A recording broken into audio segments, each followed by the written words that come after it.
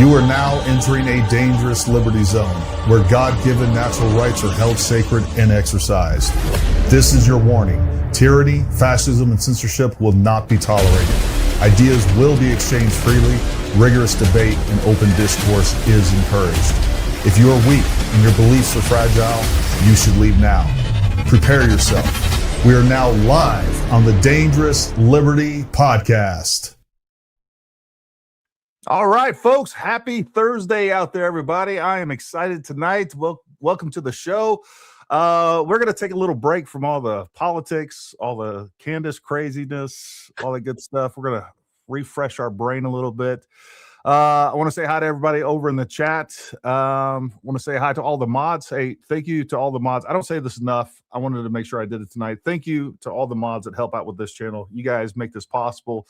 You guys allow me to focus on, talking and running my mouth and not having to pay attention to what's happening over in the chat. So I really, really appreciate you guys, what you do. And you guys are extremely underpaid in that regard.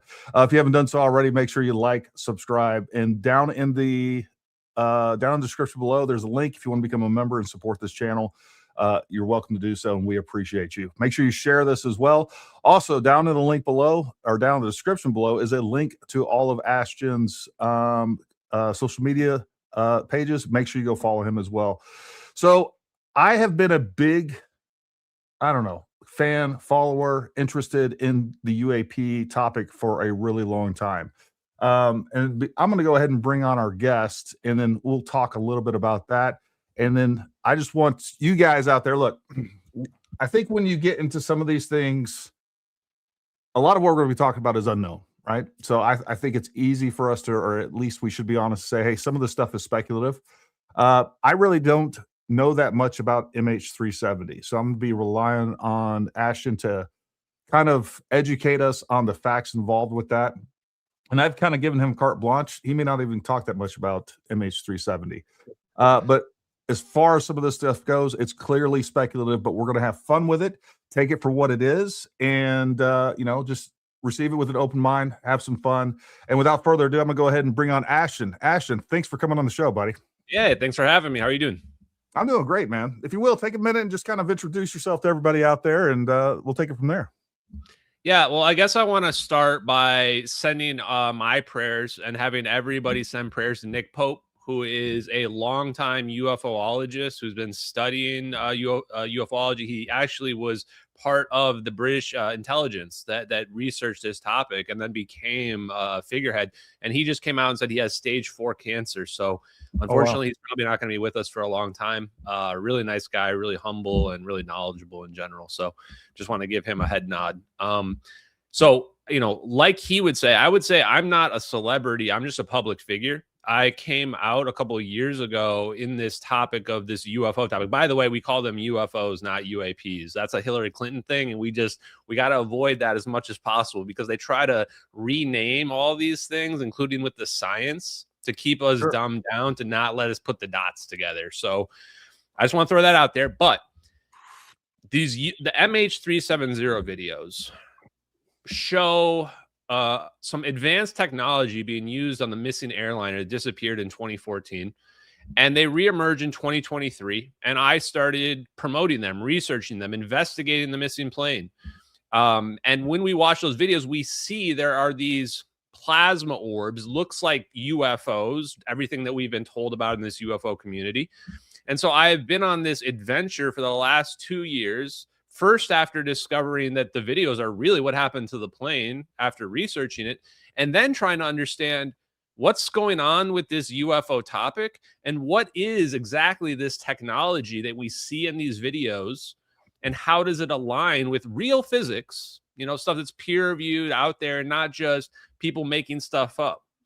And so that's where I kind of want to take this conversation, which is that my only goal here is to try to enlighten people about the missing airliner and enlighten people about what humans are capable of doing technologically, which is far beyond what the public is currently aware of. Yeah, I think that's safe to say. Look, we had the SR-71 Blackbird back in the 60s. And that was flying missions for like 30, 40 years before we even knew it existed, at least 30 years thereabouts before we even really knew it existed. And obviously those things have been replaced. So regardless of where you are on all of this, like there's definitely technology that the US government and other governments have for sure. Now the question is whether or not it came from extraterrestrial sources. And I think that gets fun and interesting. And I'll tell you guys a little background on where I became interested in this phenomenon. So I was a little kid, 6 or 7 years old. I remember my mom, who's extremely religious. Something came up. We were at like a party at our house, and we're a religious party, so we're like eating food and playing board games. And so, but someone brought up UFOs. She's like, "Look, I saw one." She's always I've gotten her to relay this story a couple of other times. She's always been embarrassed about it. She doesn't like when people bring it up. But long story short, I remember her talking about the fact that there was across the street from her, she saw a large disc-like object with lots of lights all the way around it. What we know today is a classic UFO flying saucer. That's what she described. And as a little kid, I just became infatuated with the subject. I found every book I possibly could. I'm like, suddenly, this is something that I thought was just science fiction, and this could possibly be real. And I think if you dig into this, I know not everybody has time to get into this. They're doing other things, working, living their lives. It's just not their thing. But there is too much circumstantial evidence. And just as of late, now we have much harder evidence that basically substantiates there's something going on. Now, whether or not this is extraterrestrial, I don't know.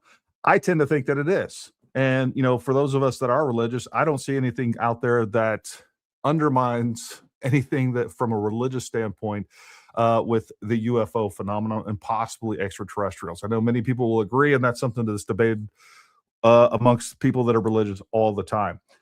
But with that being said, I do think there's some really good evidence that clearly these UFOs do exist, and there is technology, both UFO and USOs. Like there's been a lot of, and USO is unidentified submerged object. We see a lot of objects, and these are other things that have been documented by the military, where you have objects very large going at speeds under the water of like 500 knots. And we've also seen footage of where we have these transmedium objects going from air directly into the water without even so much as a ripple. So it's a fun topic to explore, and I think it's good stuff. Now, with the MH370, two things I want to ask you right off the bat. Sure.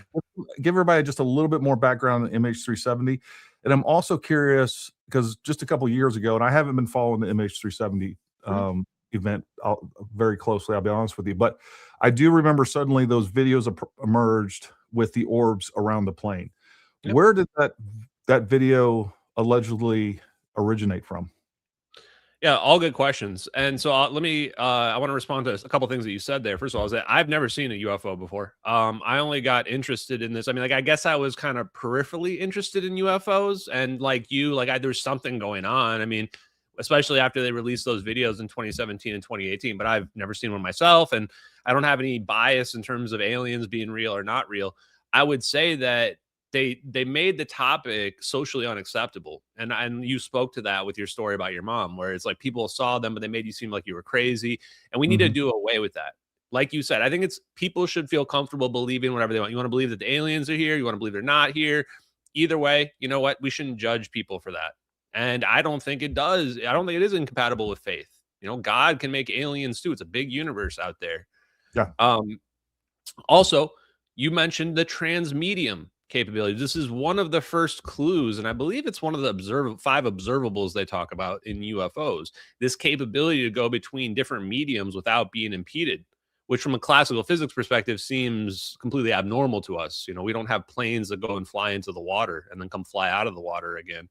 Right. But with gravitational manipulation, with this electromagnetic manipulation that a UFO uses, then that does become possible. So with respect to the MH370 situation in videos, the origin story of those videos is that they kind of reemerged on Reddit, on the UFOs subreddit on August, I believe it was 7th of 2023. They had been reposted before, but they never really got any traction. They just got like downvoted to 0, and people would just ignore them, say this looks cheap. And I think that was because people had no idea what they were looking at. Is that only now we know, and I'll pull the videos up in a second, that one video is wide area motion imagery, something that the public was not even aware what it meant or what it existed, even though the information was out there, just no one really looked. And the other video is a Lightning G4 by Northrop Grumman, which is a color FLIR video. And the only videos that we have, even now today, I was checking earlier today, there are no publicly released whammy footage anywhere, even though we know there's been multiple systems. And the only FLIR videos that have been released, there's 0 like mounted pods that are on the wings. There's 0 videos of any mounted wing pods, and there's 0 that are not black and white. Every single video that's out there is in the black and white FLIR. So they're very careful about this footage that gets out, which means that if this footage is real, it has to be leaked military footage. The other thing about the videos is we can very clearly see in the color FLIR that we're looking at a Boeing 777. Like very, very clearly, it's a Boeing 777. It's not like those UFO videos where you're looking at a fuzzy dot. You're looking at a Boeing 777. You can see it in the rainbow palette. You can even see the air conditioning manifolds. There's 6 of them throughout the Boeing 777. You can even see them through the skin of the plane because of the heat difference. And in the Gorgon stair whammy, it has coordinates in the bottom left, including the relay satellite NROL-22 that the drone is relaying with. So we know exactly where that's happening. So that's the origin story of these videos emerge on Reddit. They get talked about for 2 weeks.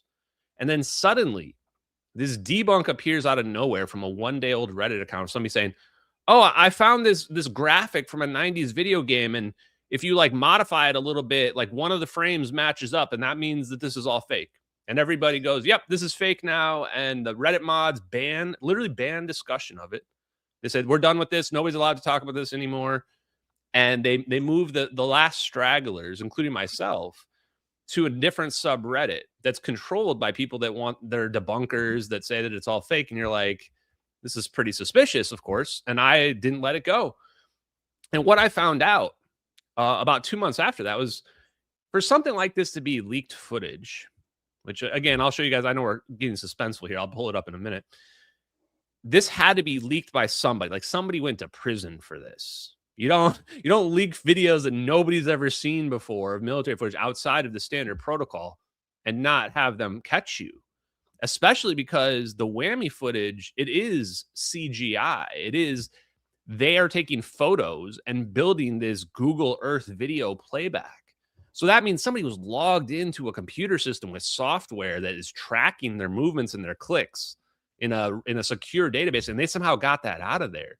So I started digging around in October of 2023 after all of Reddit decided this is all banned. And it actually only took me 2 weeks to find the guy that leaked the videos, because you just think in your head, like, this had to be they had to be taking this really seriously. We're looking at videos of an civilian airliner getting zapped out of the sky. And I find this guy, Edward C. Lynn, super suspicious case. There's even the headlines are like the weird case of Edward Lynn. He's a Navy VPU-2 special operator in this special program where people tell me that they don't wear their badges when they do operations overseas. And I spoke to somebody that worked with him in the same time period in the VPU-2. And they said that they obviously can't tell me about like what they do, but he said he would have had access to that level of surveillance capability. And it was crazy because whatever it is that they still to this day won't say what this guy leaked, it triggered an alarm all the way up to the Joint Chiefs of Staff for how dangerous it was from a national security perspective. But they tried to downplay it like they were going after him because he was sleeping with prostitutes and telling prostitutes about national security and weapons. So long story short, and then like I promised, I will play the videos. I reached out to his lawyer, reached out to him. I even called him live on a stream one time. Never, ever would he return a phone call or pick up the phone, return a voicemail. And his lawyer changed his phone number. Lawyer wouldn't even answer, which is like, hey, man, I'm saying you leaked these videos. I want to get an on the record statement. You feel like that. If you didn't do it, should be pretty straightforward, right? So, right. Yeah, I'm very confident in my assessment. But like you said before, obviously some of this is speculative.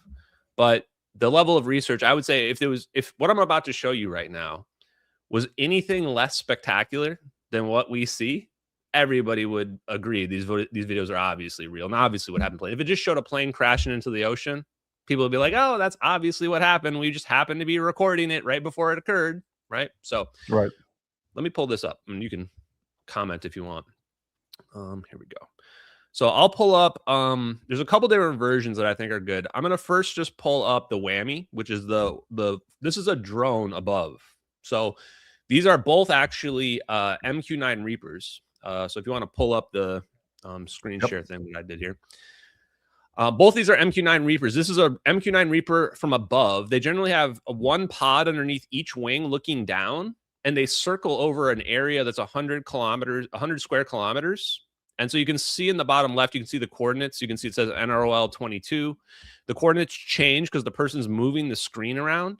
So what happened here is they click somewhere on a map and then it like zooms in, it pulls up a window. And we're looking at that window that somebody pulled up in this Gorgon stare wide area motion imagery.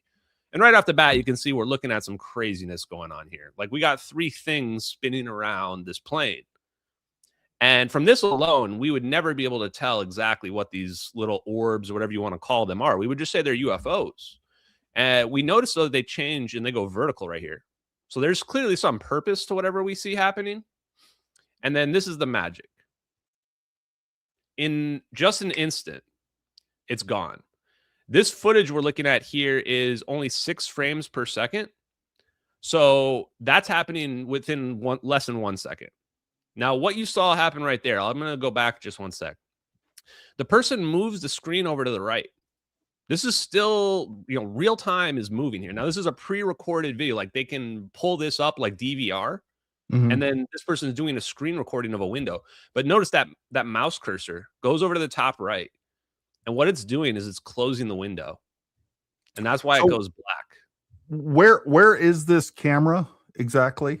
This is on a drone, an MQ-9 Reaper drone above, circling above. And this plane is only at somewhere around 5,000 feet, could even be lower because these clouds are cumulus clouds you see in the background. So this plane is super low. That's the ocean underneath that you're looking at. And we have the coordinates. That's the coordinates is the Nicobar Islands. So actually, if you just draw a straight line from the last radar plot of this plane in the Andaman Sea and the Nicobar Islands, it goes straight to where this coordinates is in the bottom left, which is why I tell people it's just absolutely insane that people don't realize either this is what really happened to the plane. It's the best evidence by far of what happened. And that's just one video. That's just one video. So let me pull up the second one because, like I said, we would have really no context for what's going on here if we didn't have a second one. Now, this one actually compares the two. If you want to pull this one up. On the right of this video, you're going to see the Gorgon stare compared because this will let you see, if you want to pull up the one I just shared. Yep. There you go. It'll let you see how perfectly synchronized these are. This is a second MQ-9 Reaper drone. It's got a Lightning G4 pod under hard point number or station number 5 underneath the wing. And it's filming in color FLIR. Now, it's really interesting that it's filming in color FLIR because this indicates they know exactly what's going to happen. Otherwise, you would film this in like optical or just black and white. But they know what they're about to do to this plane. And from this, we can tell we're looking at plasma orbs.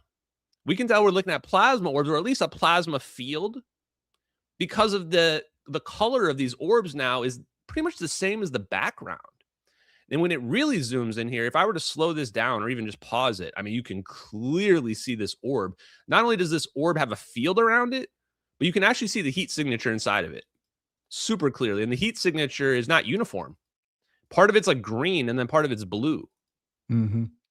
So what I've learned this is a little fusion reactor pretty much. So you can see this orb has part green part in it. So that's a different temperature than the rest. And you can almost draw a circle, like a sphere around this orb if you were to imagine it. And that would be our magnetic field. So what this indicates is that this is a little fusion reactor drone. And the real proof of this, I have one more video I want to share. So there we can see the plane disappear. For people that are wondering, that is actually a wormhole. That's actually a wormhole. I would have never believed that wormholes were real, that we could actually do them until I saw this.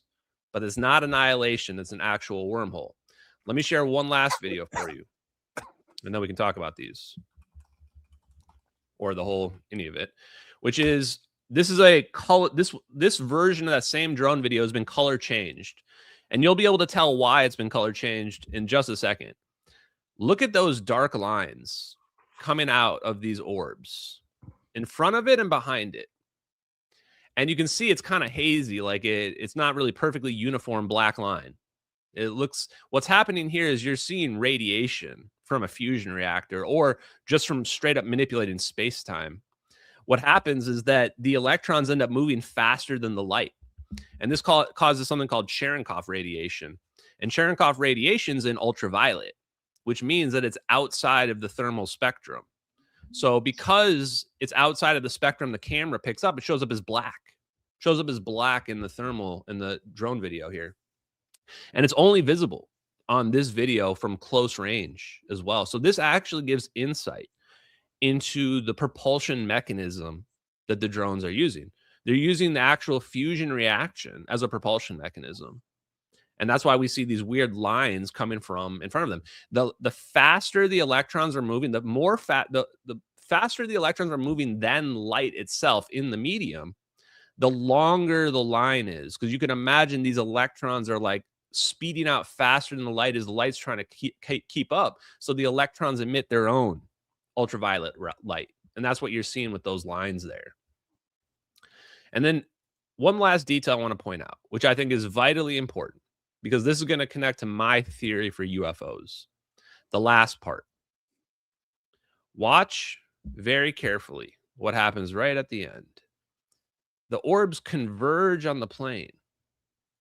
They converge on the plane, and you even see gravitational lensing in the last frame right here. You can see the orbs flatten out, and you can even see the plane looks like it's slightly stretched from the previous frame it was in.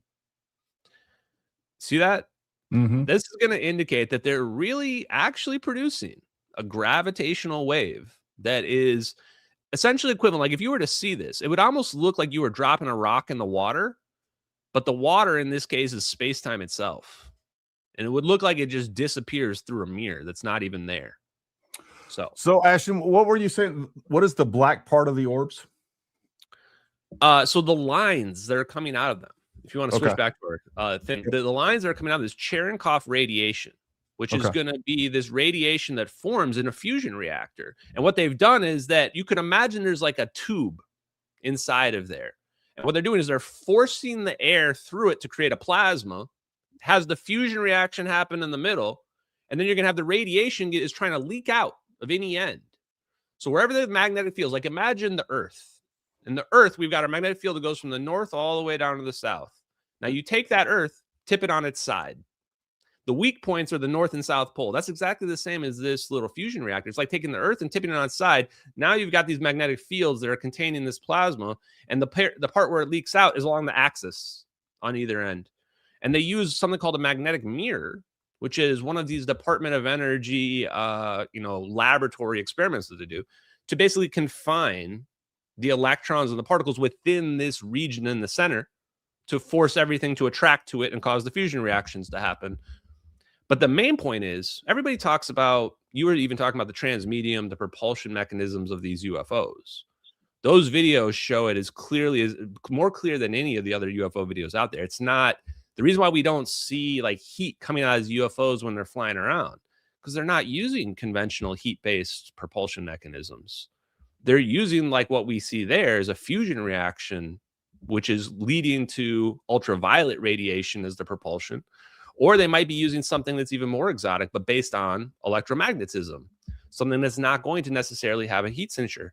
And they've figured out thermodynamics to a degree where they can essentially reverse the cold going to hot instead of hot flowing to cold through relativity. The idea that if I have something going one direction really fast and something going the other direction really fast, and I'm looking at the other thing, it's going to look colder than it really is. You can abuse this mechanism in electrons at the tiny scale, and you can actually mess around with the laws of thermodynamics. This is what I think they've figured out. So, sorry, I was kind of ranting.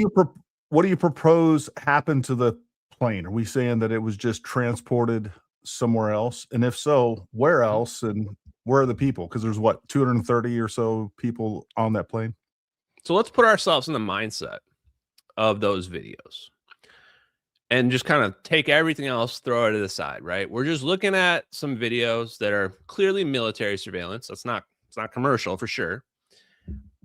And we can even see from that drone video, it's somebody's manually moving that camera around. It's not auto tracking either. So there's human beings involved in that.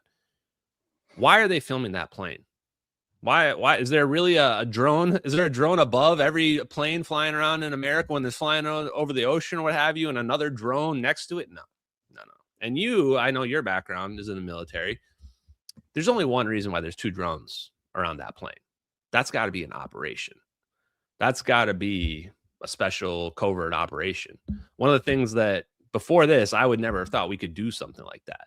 But now, since then, I've learned from like the Mossad pager bombing, from the Venezuelan Maduro operation, that we are capable of a lot more than what I think people realize. Sure. So then the question is, okay, if that's an operation, what's going on? Who's involved in this? And I'm just going to skip right to the answer. This is United States versus China. Why? Well, it's happening in the South China Sea, which, by the way, was heavily contested at the time in 2014 when this plane disappeared. That's where the plane initially goes dark. The plane is loaded up with Freescale Semiconductor engineers, defense contractor for the United States. They're the actual engineers, not like the middlemen, middle managers, or what have you. 20 of them. That's way too many people. Every company has policies around how many people of the same company can be on the plane, especially when they're engineers and things like that. And they're flying to Beijing. 8 of them are Chinese nationals. So if you want to have leverage over them, if you're China, you definitely have plenty of leverage. You can just make them and their families disappear if you want. So that has to be what the motive is, the big level motive of this. Now, in the videos there, if you were looking closely, we also saw there was smoke coming out of the plane in both videos, very, very clearly. I spoke to an expert. I can't say who, they asked me not to say, but one of the big experts that's out there that's been talking about MH370 for like 10 years. And it was funny because they came back to the same conclusion that I did, and I don't think they ever saw my work, which is that smoke is coming out from the AC exhaust ports underneath the belly of the plane. It's billowing out from the bottom, and then it's wrapping around the side of the hull. And this means there's an onboard fire somewhere in that plane, most likely in the cargo bay. In the cargo bay, and the smoke is recirculating, and the system is overheating, and they're trying to flush the smoke out of the system, out of the plane. So this speaks to me, at least, and I would love to hear your impression, that the fire is not accidental. The reason why we're recording that with these covert with these drones is because it's an operation. That would indicate that we planted a fire, a deliberate fire that's not going to cause the plane to explode or burn up in time, to divert the plane away from China, away from the South China Sea. And then we deployed, or we had our drones ready to go to intercept the plane in the Nicobar Islands. We knew exactly what we were about to do to the plane with these orbs that we either deployed from submarines or from a B-52 or something like that. We deployed these orbs. We have their AI spin around the plane. And then we use some, secret technology, I would call wormhole technology secret, that most likely is derived from the Manhattan Project. Everything about what you saw from those orbs spinning around the plane is basically thermonuclear weapon principles. I didn't know any of this before a couple of years ago, but one of the first things I did was start reading scientific papers, and I found out about a guy named Friedwart Winterberg. He's written some of these classified papers called the DIRDs, Defense Intelligence Reference Documents, that the UFO people talk about. I actually read all the UFO people's scientific papers. And it turns out this guy, Friedrich Winterberg, is a Project Paperclip scientist. The Nazis and took their scientists from them or whatever. He's really one of them. And he did a whole bunch of research on inertial confinement fusion. And his thermonuclear weapons textbook, there's not very many out there that teach how thermonuclear weapons work, straight up says that one of the principles of making advanced thermonuclear weapons is a non-fission plasma-based trigger, meaning that you would have Instead of using a bomb to detonate your fusion explosion for your thermonuclear weapon, you use an electric trigger. The plasma is an electric trigger. And you would use something called the polyhedral configuration, a triangle configuration, he says, so that you can collapse on it on all sides onto your fusion payload. And so here's my question to you to wrap this up, because my opinion of UFOs, based on what I just said, is that they're nukes, is that what we see is those drones spinning around the plane, those are triggering a fusion bomb. And we don't even know what a fusion bomb does. We've never seen it before. We developed them in the 60s, like with the SR-71, but we immediately banned all testing right after that. And to this day, nobody's ever seen one or knows what it does. What if a fusion bomb creates a wormhole? What if it manipulates space-time? And what if we figured out how to control it so that we can figure out where the object shows up on the other side? To me, that explains the whole UFO thing. And it even explains how the aliens can get here too, because the aliens aren't using SpaceX rockets. They're using wormholes to fly around. That's a lot to digest. So where do you think that the plane went? Are we talking a different dimension? Are we talking about a different location? Yeah. Alpha Centauri? Like, where do you think the plane went? And I know this is completely This is probably the most important part, because a lot of people try to make the topic silly. And when they don't want to talk about this, they'll say, oh, Ashton thinks aliens zapped the plane. Ashton thinks the plane went to the bizarro dimension. In fact, I sent a super chat to Nick Fuentes. I'm not like a fan of his, but I like to know what people think about this topic, especially, influencers that are out there. And he came back with it's silly. I'll never believe it no matter what, right? And at least lets me know where we're at. We're pretty far from understanding this to be real. But where did this plane end up going? This is the thing. There is no bizarro dimension. There's not a dimension out there where there's Ashton with a twirly mustache. The aliens aren't coming from, dimension X or whatever. A wormhole is just a shortcut between 2 points in our reality. Sure. If I were to represent it to you guys, I would say it's like this. See that? This is us on this flat reality. We can't see this area up here because we're stuck on this two-dimensional flat reality. If you add an extra dimension, then you could do this. You could connect 2 points. And now you could pick somebody up here and move them over here. And for anybody who's on this two-dimensional surface, it would look like they just disappeared. It would look like they just reappeared over here. That's what a wormhole is. That's what teleportation is. So all a wormhole is saying is that there is an extra dimension that we don't perceive, a shortcut. It would mean that all points are actually connected. All points in space and time are connected through an extra dimension. We just don't have the ability to perceive it. So to answer your question, that means the plane could theoretically be anywhere in the entire universe. However, I'm a guy that follows the evidence. People think I'm a conspiracy theorist, but I'm actually just a skeptic that has been swayed by one very powerful case. We found debris. We found debris from the plane. There's serial numbers on it. Right. To me, that's compelling evidence. I can't just throw that out. But where did we find it? We found it in Africa. They're searching off the coast of Australia.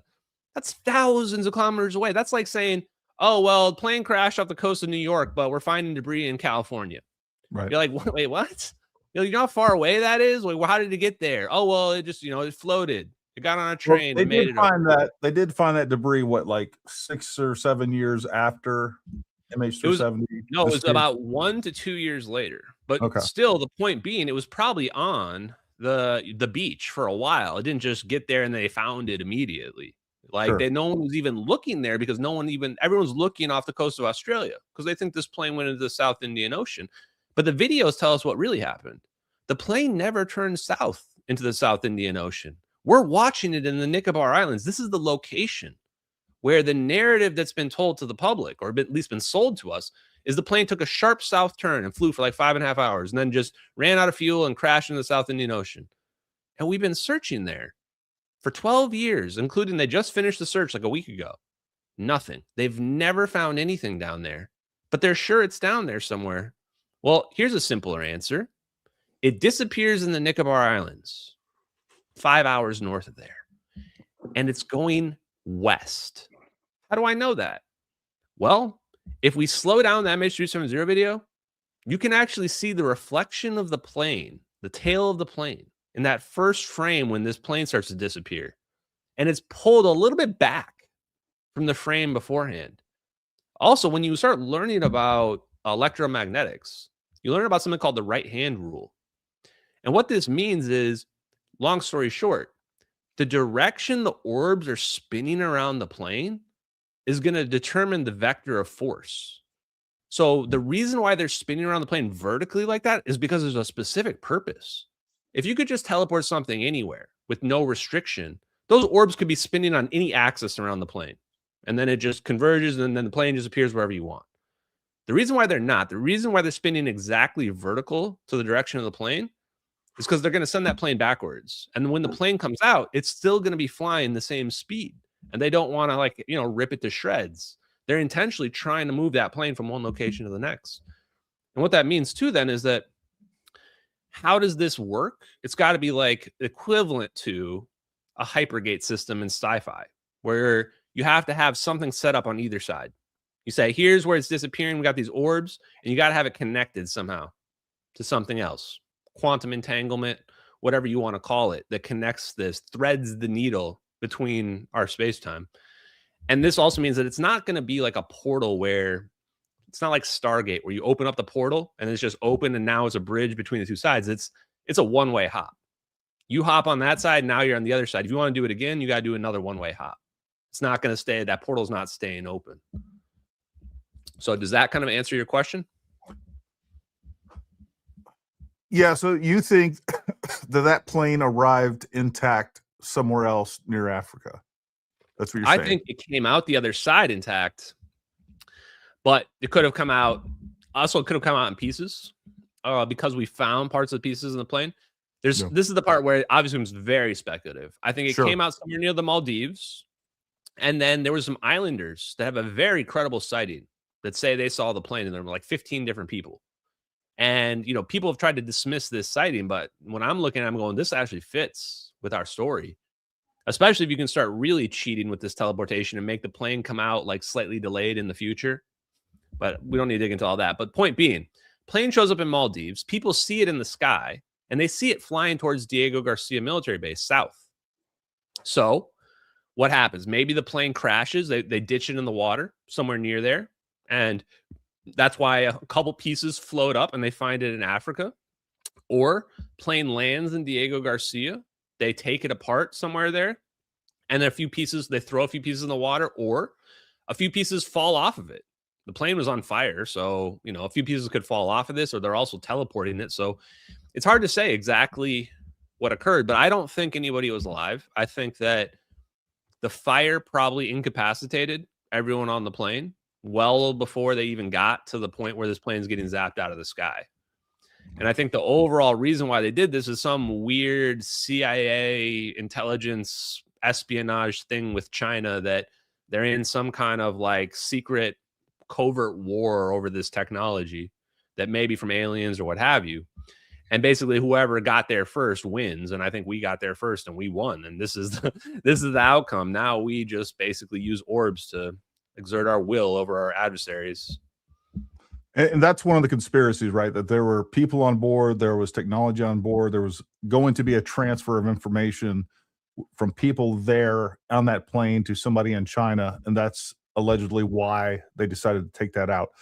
I just don't understand why they wouldn't choose a more conventional means to take out the plane that would give them more plausible deniability. Well, so let's explore that for a second, because that's obviously the number one thing. In fact, there's this guy, Joseph Farrell, and it's wild. Like 3 days after the plane disappeared, he does this interview and he nails everything. He's like, he even mentions the U.S. using a super weapon to teleport the plane. And I'm listening to this 10 years later going, holy crap. But I talked to him, and it turns out he just guessed that. But he also says the reason why he didn't go all in on his theory was he's like, why teleport a plane though? Just hit it with a missile if you need to do that. Well, I think the answer is pretty obvious, because the point isn't to destroy the plane. Those people are working for us. They're working for one of our defense contractors. Like maybe we were trying to keep them, retain them. Maybe they're slaving away at Diego Garcia right now. In fact, there was some Facebook photos in 2020. This was even before I started researching, but we dug up every piece of evidence that's out there. I mean, I would throw my knowledge of the plane up there with basically anybody at this point. But anyway, people found photos of people on Diego Garcia that look just like a lot of the crew members who were on the plane. And I'm not, I don't put a lot of stock in that. That's why you don't see me post about it that much. Sure. But you think about what would you do if there were people that were alive? And there's only a few options. Either you're living the rest of your life on Diego Garcia and nobody's ever allowed to see you again, or you're in witness protection probably, or you're dead. Those are the only things I can imagine that you would do. And I don't see anybody coming out being like, I'm the survivor of MH370. So, I don't want to give people false hope.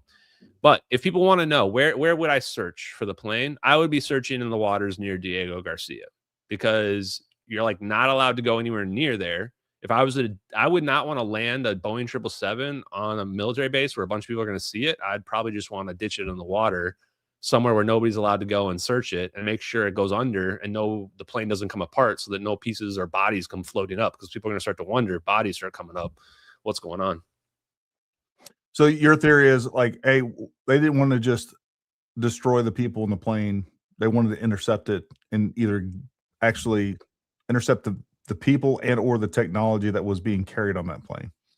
Yeah, and it might even be more sick than that, honestly. Like, this is the part where I was a public guy that is like just a normie, right? I was planning to live my life as a middle manager and what have you. And now I'm realizing that the CIA is willing to do these crazy operations. It's hard to even put my headspace in what they're thinking, but this might just have been a show. Like, to your question of why not just use a missile, because they wanted China to know. They wanted China to know that we're better than them and we got technology that's better than them. They just don't want them to know exactly what it is. Like, it's a fine line between we wanted China to know that we got something that can teleport a plane versus we wanted China to see those videos, right? Because those videos don't just tell you that we can teleport a plane. They show you exactly how we're teleporting the plane. Like, if I can figure out how the science and stuff works in those videos, China's best scientists and what have you, they probably cracked it years ago. In fact, I even go so far as to argue the reason why you're seeing the push right now for AI and fusion is because China knows aneutronic fusion is the way, because they know those videos are real.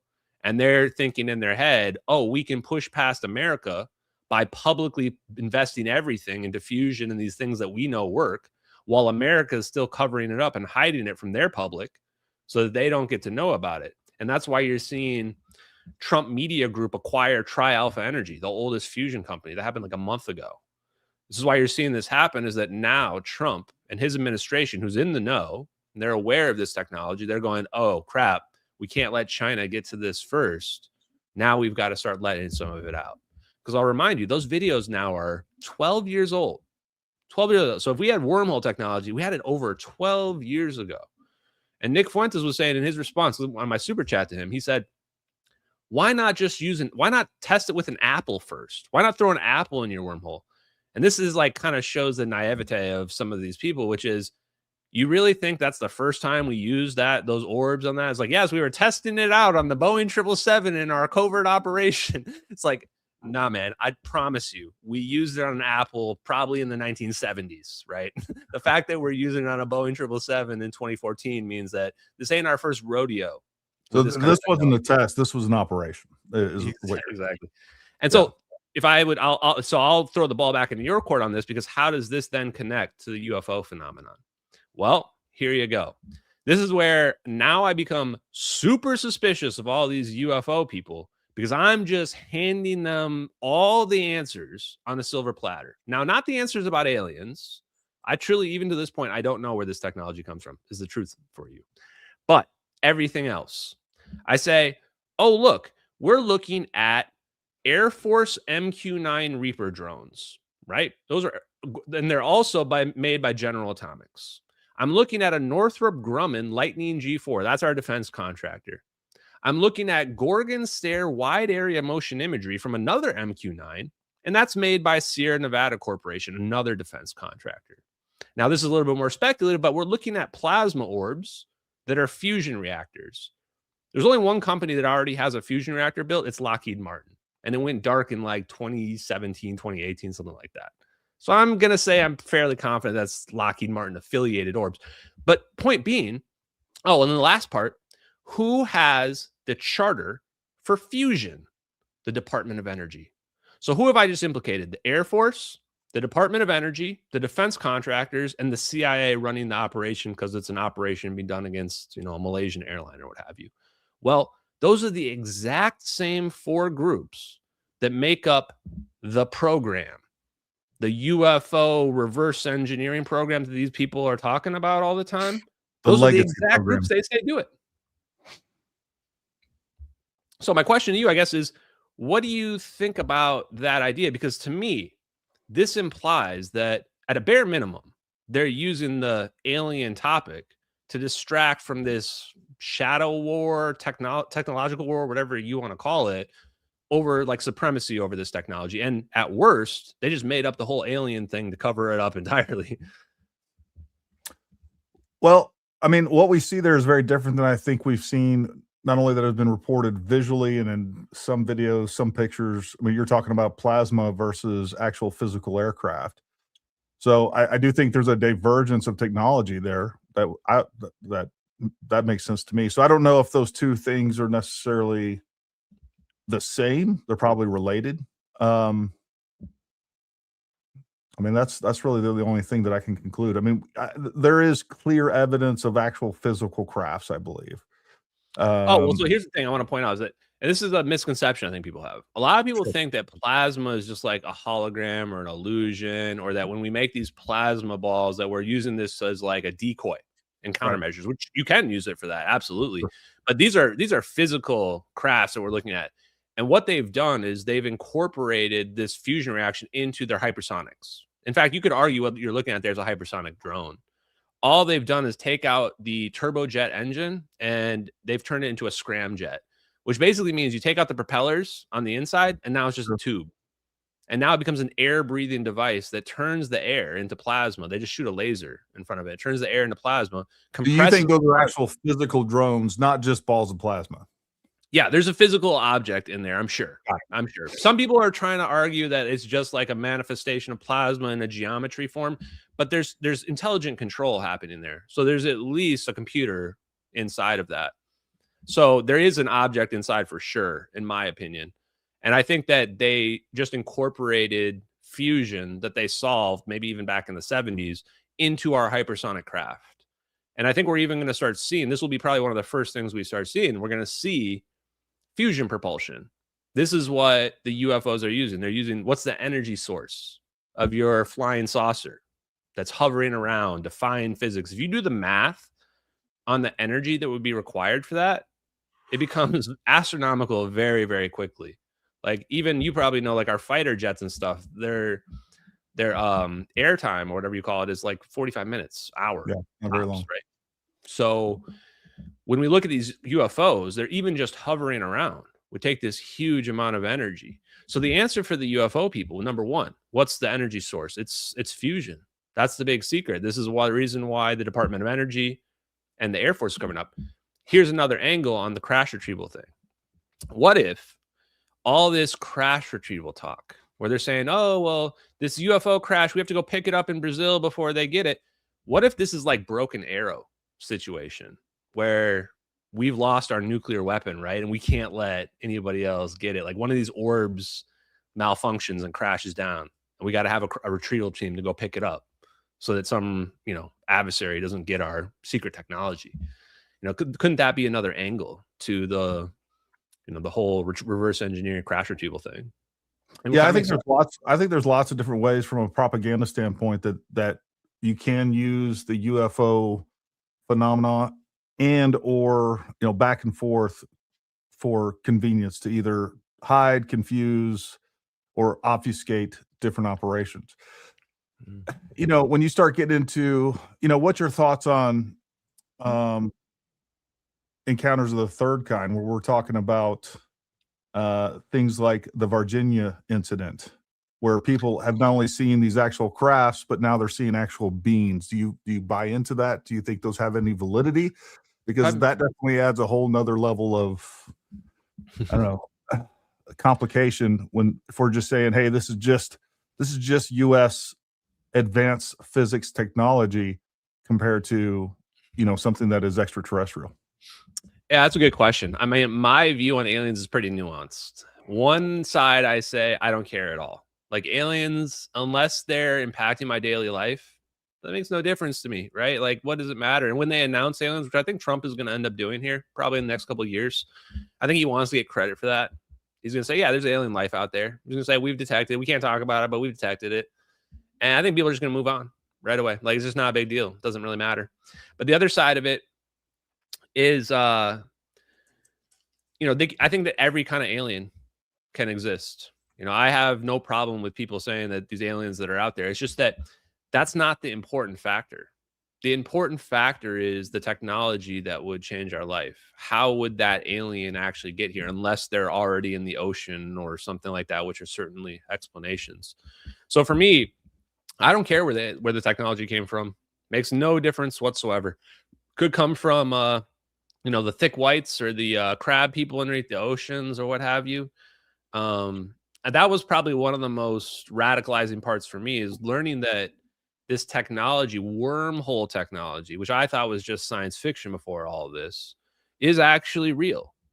That revelation to me is so mind-blowing that it just dwarfs the idea that, the little ET is going to come over here, right? Like, okay, bro, I don't care. Just give me the warp drives, give me the wormholes, let me get out of here, because it tells me the universe is a lot bigger place than what we're being sold, Like Neil deGrasse Tyson, I think I was just watching a clip where he's going, we're never going to get to another planet. The aliens could never get here. Everything's too far away. Like, they're so condescending about it. And it turns out there's just like a loophole that makes it completely realistic and possible. You're like, okay, yeah, this is a lie. This whole world's a lie. That's the same science guy that believes that anybody can be, there's a spectrum of genders and boys should be able to play in girls' sports and vice versa. So, and can I rant on that for a second too? Because feel free. I call the disclosure movements out there woke disclosure, and even the physicists, I do dislike them. I have a feud against all of them right now,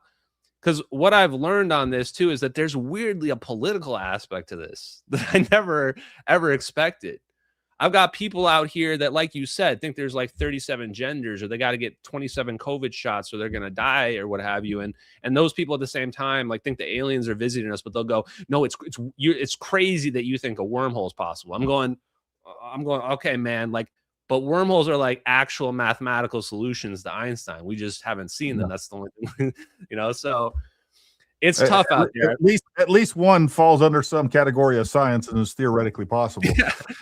Yeah, I mean, there's as far as I can tell, science says there's only two genders. Science also says wormholes are theoretically at least possible, but they act like it's all science fiction.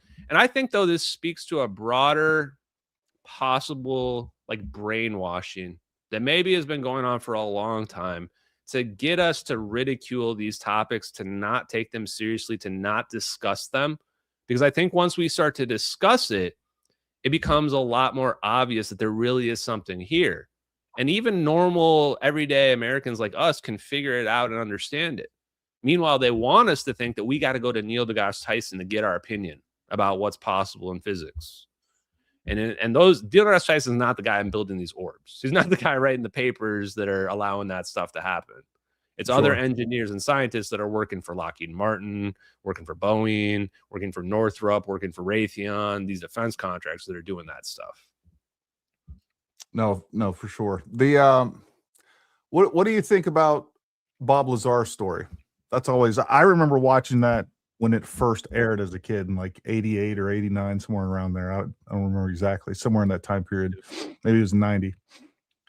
Isn't it cool or interesting how he got way more credibility like 25 years later? He came out like late 80s. Many of the things that he said that, just like we're talking about, everybody was saying that's crazy, that doesn't exist, there's no way that, like, later on, like element 115, like he said, hey, you know what, this is element 115, this is what we're using, what they're using to power these gravitational engines. And come to find out, a lot of these things, like element 115, was later confirmed to be true, as well as many of the things that the S3 site was later confirmed to be true. They all wrote him off as a whack job, just trying to come up with some story and try to get famous when a lot of the stuff he's confirmed has been confirmed, post tense. And then, the crazy thing too is like, I remember watching that, and I've rewatched that interview multiple times, and then some of his later stuff with Jeremy Corbell. Mm-hmm. I mean, the dude's been pretty consistent throughout the years. So I've watched his stuff too, and I like to think I'm a pretty good judge of someone who's being honest and open, whether or not they, maybe they're lying to themselves, but like that, you can tell they're being genuine. And Bob Lazar has never given me a vibe that he was lying about his story. He's been very consistent about it. He did get debunked by Stanton Friedman, but you look at these debunkings too, and I think you can learn a lot from the Bob Lazar case about how it's more of a psychological human condition situation where we don't want to believe something. We look for a reason to dismiss it. And I think that's what we did with Bob Lazar. We said, I don't want to believe his story, so I'm going to look for something that, look through his past, look through his education history, and maybe he embellished his education history. It's still unclear to me exactly.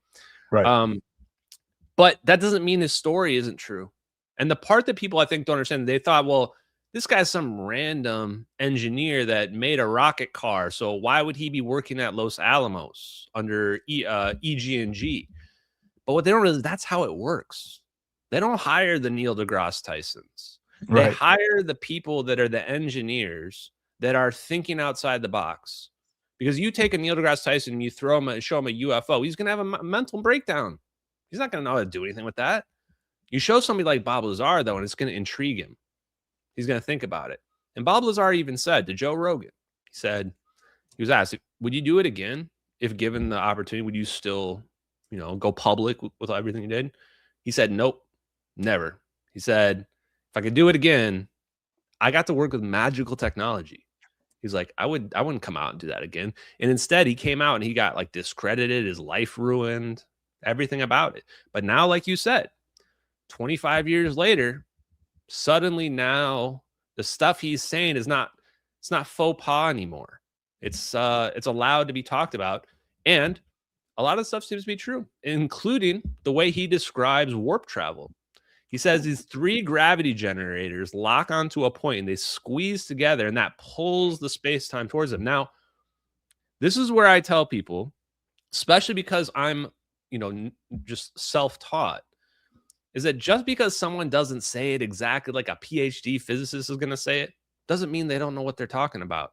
Yeah. Conceptually, his view perspective of how it works is right. They can have a practical understanding of the science and not necessarily a technical way to speak about it. Exactly. And here's something that I'll tell you that I've only said a couple times, but I spoke to a reporter that wanted to know about 0-point energy and stuff like that. And they were able to get in touch with Bob Lazar. And they told me, I got permission to say this, that Bob Lazar thought 0-point energy is all bullshit. And this is crazy to me because you start to realize like how dysfunctional we are. The guy that's like revealing the technology, one of the first OGs to reveal is put Area 51 on the map. He doesn't even realize that like 0-point energy is the answer for what he's describing and how that works. Because like I said, his conceptual viewpoint may be slightly different, but he still can know what's possible, what we can do. So it goes to show you several things. One, even very smart people can miss the mark. Even very smart people can be brainwashed into ridiculing something that is possibly very real. And this is how and why they've been able to keep this secret for so long. Because, like I was saying before, they didn't start with a Boeing 777. This has been something. People within the same field, and we see this all the time, can also have differing viewpoints on certain things. And that's where things get a little bit messy, is like when people get in their own little camps within the same, I don't care if you're talking about conspiracy theories, there's UFOs, there's not UFOs, like immediately those two people start, shitting on each other, trying to undermine their credibility one way or the other. I mean, that just happens. And that's going to happen in science. It happens in, I don't care if you're talking about shooting sports, every industry, like there are those people out there within their own little camps. And it's natural tribalism, I think, a lot of it. Hey, folks, just for giggles, and I see a lot of, I don't know, opinions over there on Bob Lazar. I just posted a poll. Real simple. Do you think Bob Lazar is legit or not? Go hit that poll on our YouTube page. I want to hear from you guys. I'm curious to see where Bob Lazar is 35 years later in people's headspace. Do you believe him? Do you think he was right? Do you think he's being honest? And you don't have to believe that he's gotten everything right. Just, do you believe that Bob Lazar was telling the truth as he sees it? That's kind of what I want to hear and hear from that. The other thing I would highly recommend for you guys to watch, if you haven't seen before, is The Moment of Contact. There's a couple other great UFO alien contact videos out there. The Moment of Contact, I highly recommend if you haven't seen that. It is about the Virginia incident. Go check that out. I thought it was a really good and compelling and interesting, whether you believe it or not, documentary. So sometime at some point, check that out for sure. I think it's, if nothing else, it's a lot of fun to watch. Yeah. My kids loved it. Yeah, if I could throw in there, I would say the Age of Disclosure was pretty good for getting a high level understanding of this. Now, first thing you're going to realize when you watch a lot of these movies, it's all the same people. It's all the same people every time. And they keep doing the same movie over. For example, Hal Puthoff, Eric Davis are two of the engineers. They're these Black Project engineers that, they probably go on the weekend and work at Lockheed Martin's secret lab or what have you. Yeah. And I've read all their papers. And these are the guys that either they're building it directly, or these are the guys that they showed the UFOs to and they were like, hey, figure out how this works. Like there's no other option involved here. And it kind of blows me away that I'm the guy putting those pieces together, because Eric Davis is whistleblowing, talking to Anna Polina Luna in these UFO hearings. And in my mind, I'm wondering why they're asking how many races of aliens exist when I'm going, why aren't you asking him about his teleportation physics study paper that he wrote for the Air Force Research Labs? Like, that's why he was pulled into the guy. It wasn't because he knows about the blue aliens. He was pulled in because the guy's the world's leading expert on warp drives and wormholes. So this is where I just kind of like, what I was saying before, everything's kind of on a silver platter. The alien people want to know, the people that are getting abducted or have, they call experiencers. I'm not personally one, but I sympathize towards people that have traumatic experiences. They want to know, how are the aliens getting here? Well, there's your answer. Wormholes. And Anna Polina Luna is even saying the aliens are interdimensional. But this is kind of a psyop too, because it makes you think, the alien's going to come out from the extra dimension, right? And he's going to be this evil monster. But really what they're saying there is that the alien's just coming from some faraway place, and it's just hopping through like a shortcut through our space-time, through an extra dimension again, to just appear here. Right. But at the same time, here's the big rub from all this. The big takeaway for you. If we have teleportation technology and this fusion technology, that represents free energy. You may say, well, Ashton, why? I mean, I was told thermodynamics, what have you. Well, because I'll give you a very simple, practical example. Imagine I were to convert my phone here, this mass of this phone, into energy. It would be a huge amount of energy, right? And the problem is I want to run this energy. I want you to run this energy. The problem is this energy is over here, and I need to get this energy over to you, over, wherever you are. And in doing that, we're going to lose a lot of it. We got to use a lot of it up to move it from one location to the other. With teleportation, we're basically saying, here's a whole bunch of energy, and I'm just passing it to you, and now you can use it the exact same amount without any losses whatsoever. Transfer energy from anywhere. So in a sense, that's a form of free energy where you can, and especially if you can do it at a very low cost, which is what seems like it's happening in the MH370 videos, because we're not seeing the planet get blown away. So here's the takeaway. If you have free energy, if you can materialize energy out of the vacuum, out of nothingness, if you can do alchemy and create elements, which is what fusion allows us to do, why do I need to go to any other world at all, ever? Everything I could ever need is right here in front of me in this volume of empty space. And I can make materials, water, air, anything I ever need, gold, anything can be produced. And we will be able to produce Star Trek replicators in the future that do that for us. So my perspective shift for you all. So people wonder, why aren't we seeing this? Why aren't the aliens coming here? Why aren't they visiting us saying that we want to talk to your leader? Because they don't care about us. We're primitive ants compared to them technologically, and they have everything. They don't even need our resources because they have unlimited resources out there. What do you think about that thought? Well, I think if you're saying, hey, you know what, why would they come here if they had unlimited resources and energy and technology? I think there's like, for instance, right now, this is a great example. You're really interested in the technology of this, the wormholes. And I'm like, I just want to know if there's freaking aliens and if I can own a freaking UFO one day. Like, I just think that we're naturally going to have different interests. And I think no matter how much energy, no matter how much technology, no matter how many resources that we have on one planet, I don't think the desire to explore will necessarily ever leave us. So, you know, if I can, now I have this unlimited energy and I can build this technology. Now I want to know what Alpha Centauri looks like. So now I can go there and I can get there almost immediately, just using a wormhole that's very accessible to us. So not only does the technology provide that capability, but it allows me to do it very easily.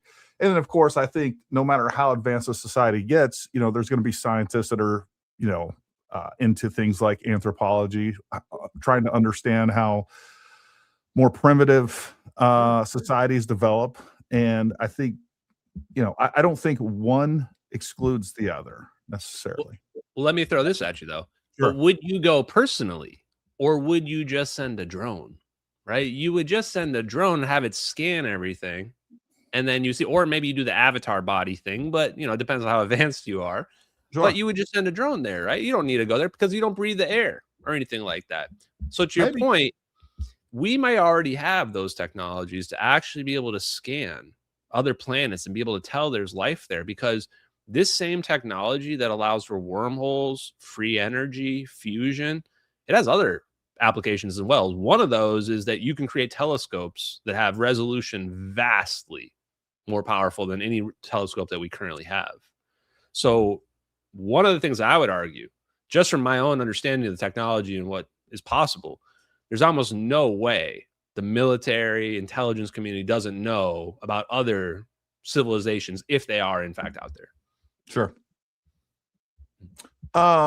Yeah, you know, I mean, all those things, I think all those things are in phases, right? I think it's very, and it's easy for us, like, to pretend that I know what some alien, depending on how their culture and everything else, and me to project my own sensibilities, wants, desires upon some alien living, you know, 300 light years away.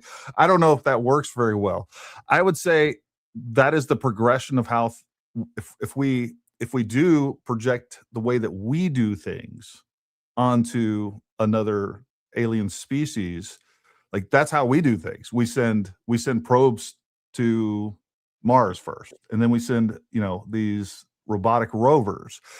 But the plan is to ultimately to be able to visit and ultimately establish, you know, if you're talking to Elon, he wants to establish a colony there, and you know, within 20 years. So I don't know, you know, I don't, just because they have that capability, they might have had that capability 500 years ago. And now it's like, okay, so now we can visit personally without any real risk.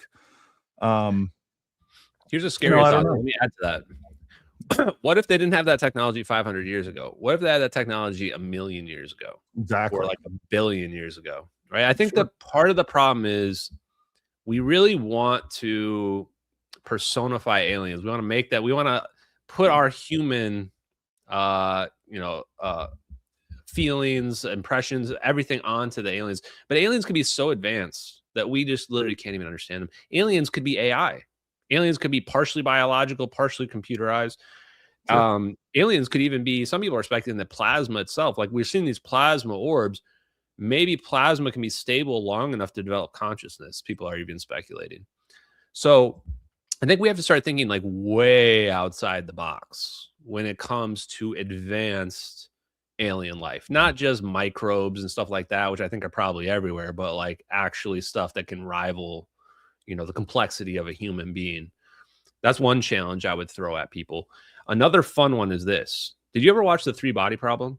Oh, yeah. One of my favorite shows. Okay. Folks, we haven't watched The Three Body Problem. Go check We're that spoiling out. it right now. Get ready. Good show. It's on Netflix, right? Yeah. But I love that because the three body problem explains the problem of time dilation to people, especially when it comes to two different civilizations. Now, time dilation is a very important thing to understand, which means that our flow of time is based on the rock that we're on, the Earth. The more gravity there is, the slower our flow of time is relative to other planets. What this means is that if you were to take our planet and compare to another alien civilization on a different planet, our times are going to be flowing differently. Like if we were to look at each other, one of us is going to look like we're moving in slow motion and one of us is going to look like we're moving in super speed. But what this means from a practical standpoint is the one moving in super speed is evolving faster than the one moving super slow. So in three body problem, what this means is the aliens are trying to come visit Earth and they're super more advanced than we are as humans. But by the time they get to Earth, we've already surpassed them because we've already caught up at that point. This is something that people should think about from the cosmic perspective, because all civilizations that are out there, wherever they are, they're not all advancing at the same rate. They're advancing at different rates depending on the time dilation of the planet that's around them, which is a weird thing to think about. No, it definitely is. Well, it's interesting you say that. I had never thought about it in that way. But are you familiar with the aerial school UFO event in South Africa? Yep. So Yep. what's interesting about that is, so for people that don't know, and I definitely recommend you go research that. I actually got a video pulled up. Maybe we'll play portions of that. So all these kids there's like 15, 20 kids. I don't know how many of them, a bunch of kids. And they all describe the same thing of UFO lands, some beings get out. But what's interesting about that is they said that they're moving in slow motion. So if, they have a craft that's generating the same gravity as, that they're used to. And that's kind of what the implication here is that because they are. They said the whole time that they were moving in what looked like slow motion. So I just think that's an interesting concept that I never thought about before. Yeah, because what it means too is if you're making a gravitational wave, you're developing artificial gravity. You're changing your flow of time. This means that any UFO that's using this field propulsion mechanism is by definition a time machine. Now, this is the thing about time travel. And because anyone that starts asking about teleportation, first question people should be asking is, can I go back in time? This is the big paradox people have when it comes to wormholes. They get concerned. If you have faster than light apparent travel, can you have retro causality? Can you change the past? And so I've dug into this probably more than most people on this planet. The number one expert on this idea is John Kramer of the University of Washington. And long story short, you can't go to the past. Somehow these EPR experiments, even though it should theoretically be possible, something happens. Nature steps in and collapses down the wave function is how they describe it, making it so that you cannot send information back in time. So what it means is the teleportation can only be either instantaneous or you can go to the future, but you can never go what we would think of as going back to the past. So there are limits, rules to how this technology works. It's not just do whatever you want. And this also speaks to what people say about, they say, if the aliens have these UFO technology, why are they crashing? Well, because this technology is not foolproof. It's got limits. It's got weaknesses. It's got strengths. It's not just invincibility mode. And I think once people start to look at it from that perspective, a lot of the questions that people have and skepticism starts to kind of crumble away. Well, the other speculation on that is that us launching nuclear bombs disrupts that technology. And there has been some overlap with nuclear testing along with, and probably the most famously is the Roswell incident. That alleged crash was attributed to nuclear testing nearby. And that's one of the things that they've talked about. Hey, just for giggles, there's a short video right here. Let's show everybody the aerial school incident. I think it's a fun video to discuss. And I think it's one of the more credible sites because this was documented so well by so many people. And they've even went back and interviewed these kids, 15, 20 years later, and they're still saying the same thing. 1 Rua 1994. We'll see if this is the best video I could have picked or not. On Friday morning, September 16, 1994, the area school in Ruwa, Zimbabwe experienced a phenomenon that has since become one of the most notable incidents in UFO history. At 10 a.m., the children were outside playing while their teachers attended a staff meeting. A few minutes into their break, the kids noticed something unusual near the edge of their playing field, an area covered in long grass and thorn bushes. Other children then described seeing a silver saucer-shaped object flying across the sky before landing near the trees. They described seeing two beings about 4 feet tall, dressed in tight black bodysuits with narrow, pale faces and large black eyes that had an almost plastic appearance. Many children ran away, but some of the older kids stayed to observe as the beings moved closer. One student described their movement as bouncy, almost like they were running in slow motion or moving on the moon. The kids were just a few feet away and described the scene as glitchy, as if the craft and beings were flickering. One of the figures eventually stopped directly in front of them, and in interviews, the children over and over again focused on its eyes that they found they couldn't look away from. After looking into the being's eyes, several children reported receiving telepathic messages. One 5th grader said that they were warned about something that's going to happen, emphasizing that pollution must not be. The only adult outside was a tuck shop attendant, who was soon overwhelmed by the kids' stories. They claimed to have seen 3 or 4 objects coming through the power lines and landing in the bushes. UFO investigator Cynthia Hind was one of the first to document this incident, describing it as one of the most exciting UFO stories of that or any other year. She recorded the children's testimonies, which came from a diverse group of Black African, Asian, and white Zimbabwean children, and noted that they interpreted the event through their own cultural backgrounds. For instance, some Black children thought the beings resembled Rikwambo or Tokoloshi's supernatural goblins in Shona and Ndebele folklore, causing them to burst into tears, fearing they would be eaten. After break ended, the kids shared their experience with teachers who were skeptical. But the story spread to parents, many of whom visited the school the next day, eager to discuss it with faculty. With pressure from parents and Hind's involvement, the school asked the kids to draw what they saw. The children's drawings were strangely consistent, and although they interpreted the figures differently based on their backgrounds, their descriptions of the craft and beings were remarkably similar. Hind believed that the diverse interpretations, combined with similar visual accounts, strengthened the validity of the story. Hind's involvement brought the story to the attention of Dr. John Mack, a Harvard psychiatrist and Pulitzer Prize-winning author known for his research on UFO sightings and alien abductions.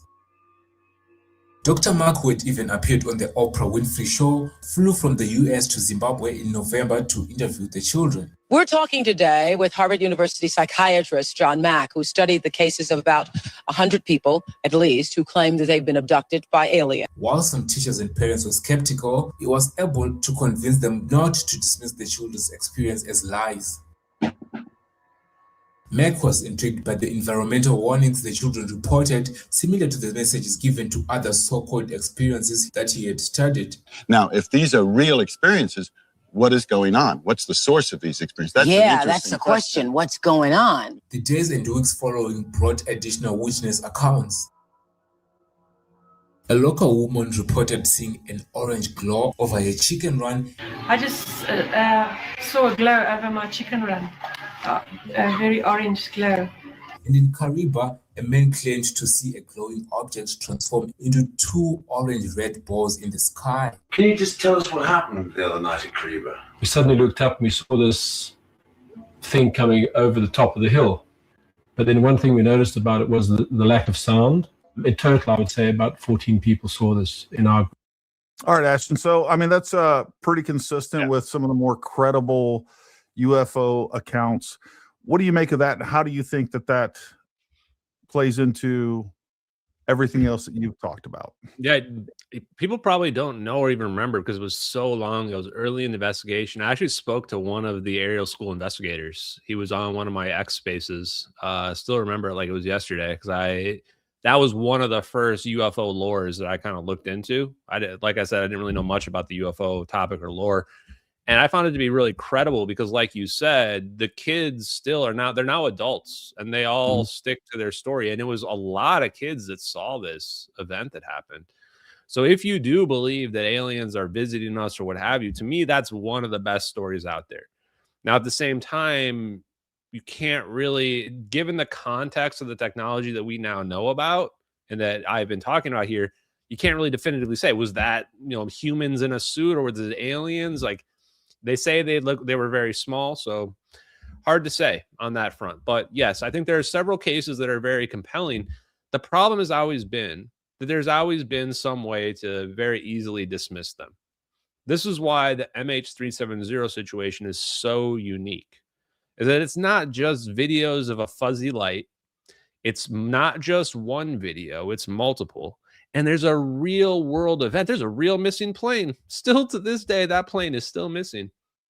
And so you've got this overwhelmingly compelling story that also has evidence with it. If those aerial school kids, if that happened in 2025 and all those kids had their smartphones and they were recording it, we might have straight up catastrophic disclosure right now, right? But unfortunately, we don't. And that's why when people ask me, like, well, Ashton, are these orbs the same orbs as the Foo Fighters? I don't know, man. That was like the 20s or 30s or 40s, whenever the Foo Fighters was. I don't know how we know. We don't have footage and stuff like that from back then, No, that's pretty interesting. Somebody was bringing up, I don't know that I've heard about this, but the Westall UFO Australia experience. Just for giggles, here's a quick 3-minute video. Let's play this to see what it has to say on that. I'm here with Graham Whitehead, the city historian at the city of Kingston. We're sitting in his office here down at Parkdale Library, and Graham was after telling me that there was a UFO spotted in the city of Kingston in 1966, which I find it difficult to believe. But tell us the story, Graham. Well, it wasn't the city of Kingston then, of course. It was a former municipality.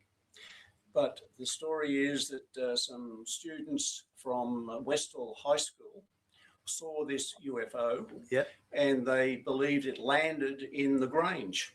So they saw it, or at least it hovered in the Grange. It may not have actually landed, but they saw it there, and this created a tremendous amount of excitement at the school. And there are a lot of mysteries about it now. People swear that it happened. Other people are skeptical. So how many people actually saw the UFO? I'm not sure the actual number, but there were, a substantial number of students who saw it, say they saw it. This thing in the sky, and they had descriptions for it. But the interesting thing was that the principal of the school clamped it all down. And this principal was Frank Sambleby. And he taught me at school. So I can remember him well. So was it seen in the middle of the night or the middle of the day? No, it was in the middle of the day. The students were outside in the grounds. There was a phys ed lesson going on. And then the rumor about it, or the story about it, spread like wildfire through the school. Was Moorabbin Airport around at the time when any of the planes? Yes, Moorabbin Airport was there, and that was one of the theories that was put forward. It was just a plane from Moorabbin Airport that they saw. No, they said it was nothing like an aeroplane, nothing like an aeroplane. And people explored at the airport to say, were there planes in the air at that time? No. So, the skeptics were saying all these various things, and people were knocking them down. So what did this flying saucer look like? Have any accurate descriptions? Oh, they did talk about it as being a silver object and round, and just the normal UFO sort of story that we hear about today. And I believe this group got together again recently, or in the last 12 months to... Yes. And they're still sticking with the story? I think it was a couple of years ago that they had a reunion over at the Grange where this landing took place. And they were very strong about the story. They were quite definite that it had happened, and what they saw, they're sticking to that story. You know, one of the biggest questions I always have when it comes to UFOs is if they have so much technology, how do they just kind of slip up and allow us to see them? I think that it is a very good question and criticism of all of it. Yeah. So I'll answer part of that. Number one, they should be able to be invisible. No question. They should be, if any alien civilization's a million years more advanced than us, they're going to be able to be perfectly cloaked anywhere they go.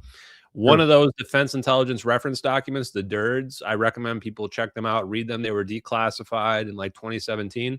It's all about cloaking. And it basically starts at the most basic level of cloaking to get to the most advanced. When you get to the most advanced, it's actually just space-time manipulation, warping space light all the way around you with space-time manipulation, bending the light like a black hole. They say that's the best form of cloaking.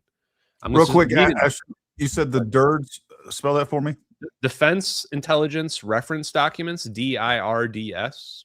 Okay. Yep. The Defense Intelligence Reference Documents. Hal Puthoff talked about them on his Joe Rogan appearance last year. And they are papers that include things such as high-powered lasers, aneutronic fusion propulsion, warp drives, traversable wormholes, extracting quantum energy, all of these concepts that Hal Puthoff is the one that, through the Defense Intelligence Agency, got these commissioned. And the idea was he went to his Black Project program engineers and physicist friends, and he said, write up these papers about these topics that are breakthrough technologies that will be available by 2025 or 2050, like in this next time period. And they wrote them. And when you read them, I don't know how anybody that's in the UFO community can't just go, oh, here's the UFO technology. Because it's pretty clear that that's what these all add up to: high-powered lasers, fusion propulsion, all this stuff. And this, in my opinion at least, directly connects these people like Hal Puthoff and Eric Davis to the program, to the Department of Energy, the Air Force, and they're writing papers for these people too. So that's where I think that's being hidden. One more thing I want to talk about real quick, so before I forget, is the fusion bomb thing. I don't think a lot of people know this story, but there's a man named Ferris Williams, P-H-A-R-I-S. Ferris Williams, he was a Navy guy, and he was also a physicist. He never got a PhD, and he was never restricted by academia to just only study what you want to study. And he found out that the thermonuclear weapons calculations were off. Not off by a little bit, off by 50%. As in, the calculations in the books were 50% too low. The real yield is 150% of what was being calculated. And you would say, that's insane. There's no way a random guy corrected our thermonuclear weapons calculations.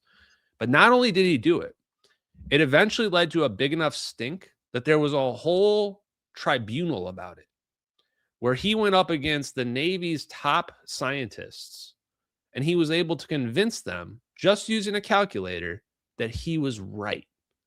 And I just think about this story, and this isn't a myth or anything. You got Oak Shannon of Lawrence Livermore telling this. This is his best friend, Ferris Williams, Willie, he calls him.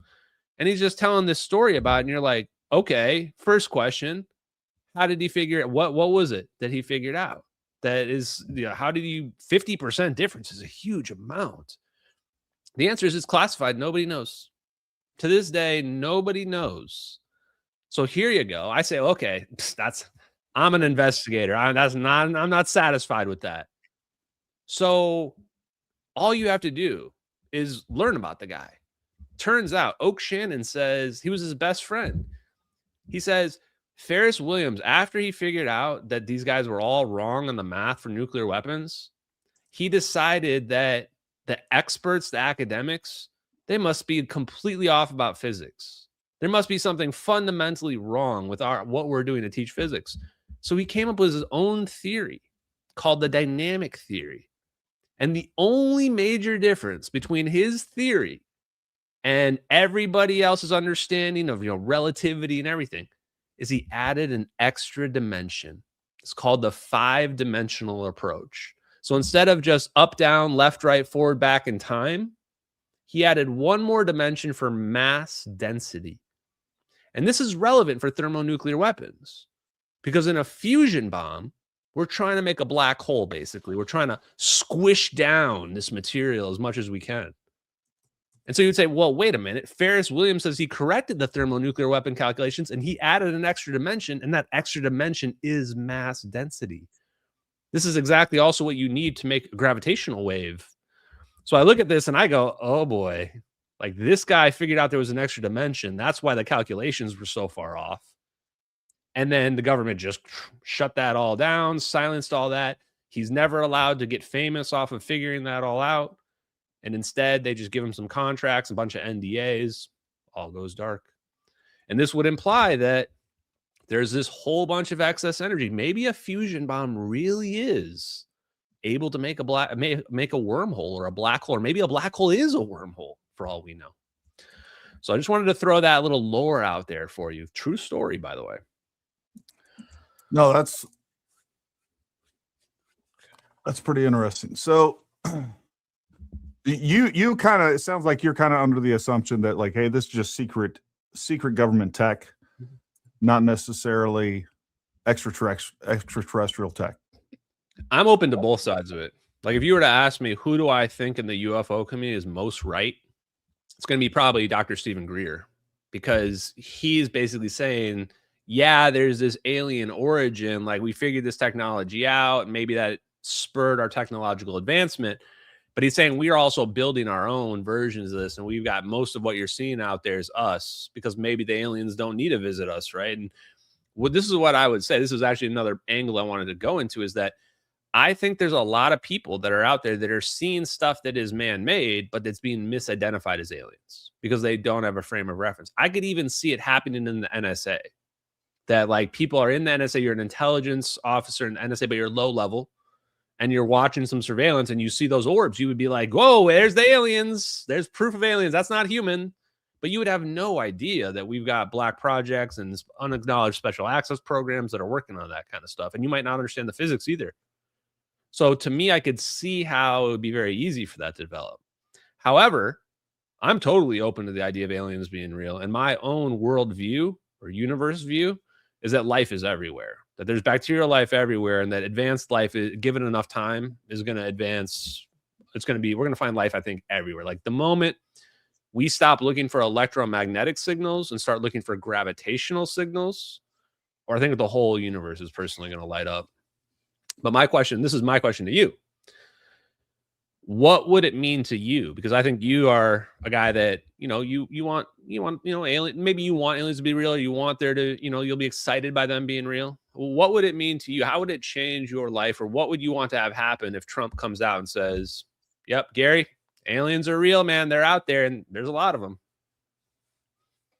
Oh, I don't know that it would, I think like a lot of people, I just hate government secrecy on such a big topic. I think that is information that if they're holding on to that information, that is information that they should give the entire planet. And Hal Puthoff talked about this, about disclosing, right? So he talked about the fact that he sat around in a room with a bunch of really smart guys that were well informed on this topic, and they went around and tried to make a decision of whether or not they should disclose this information.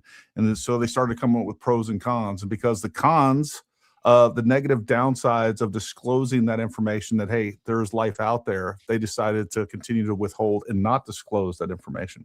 So I think it's a matter of truth for me.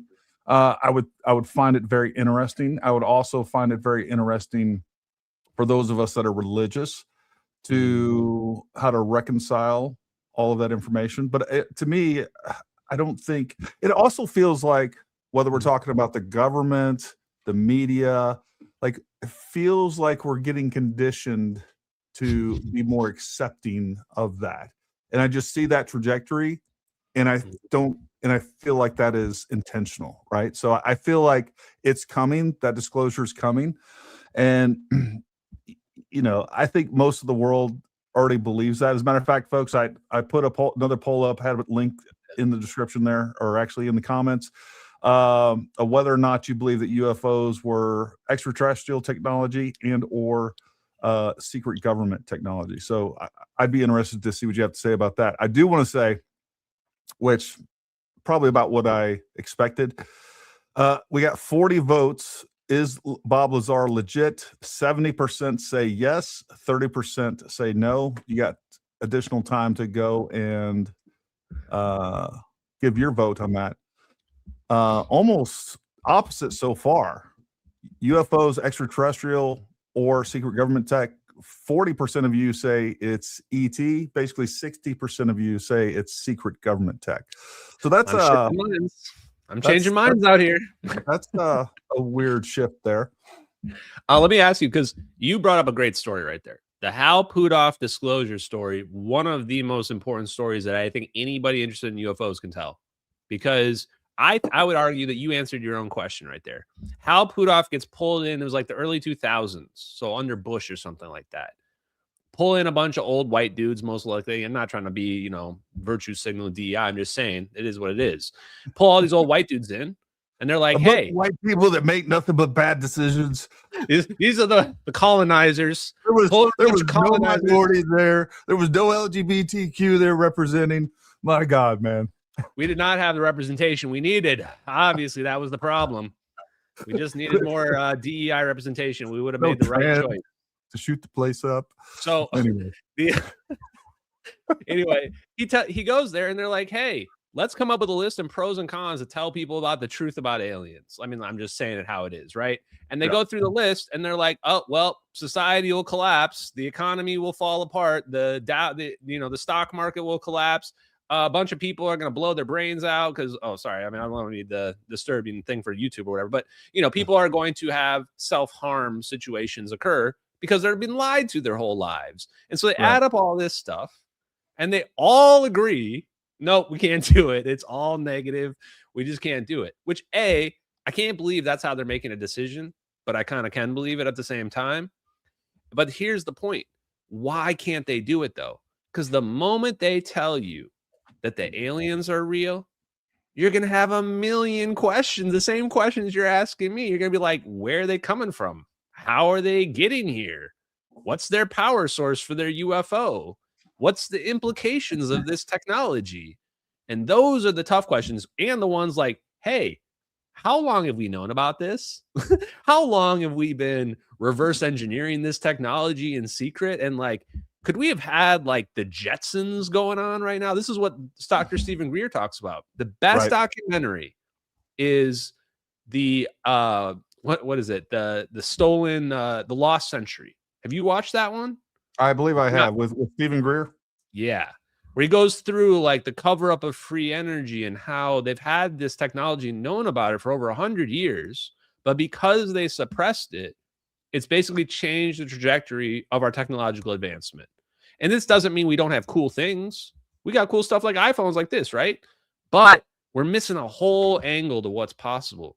And it opens the door to not just teleportation, which is already amazing enough, free energy. This actually opens the door to longevity. Like we might be able to live forever.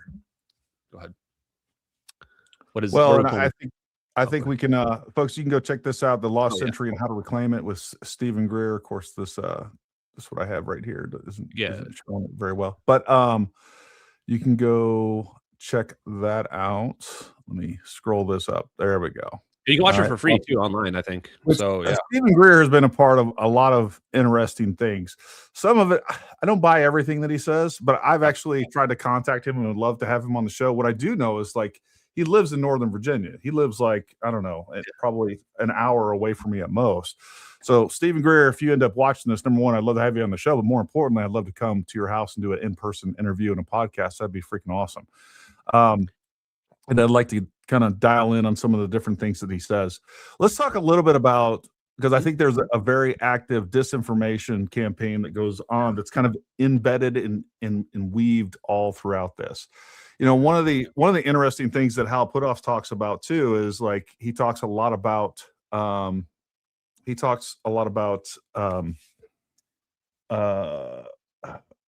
God, not astral projection, but remote viewing. What's that?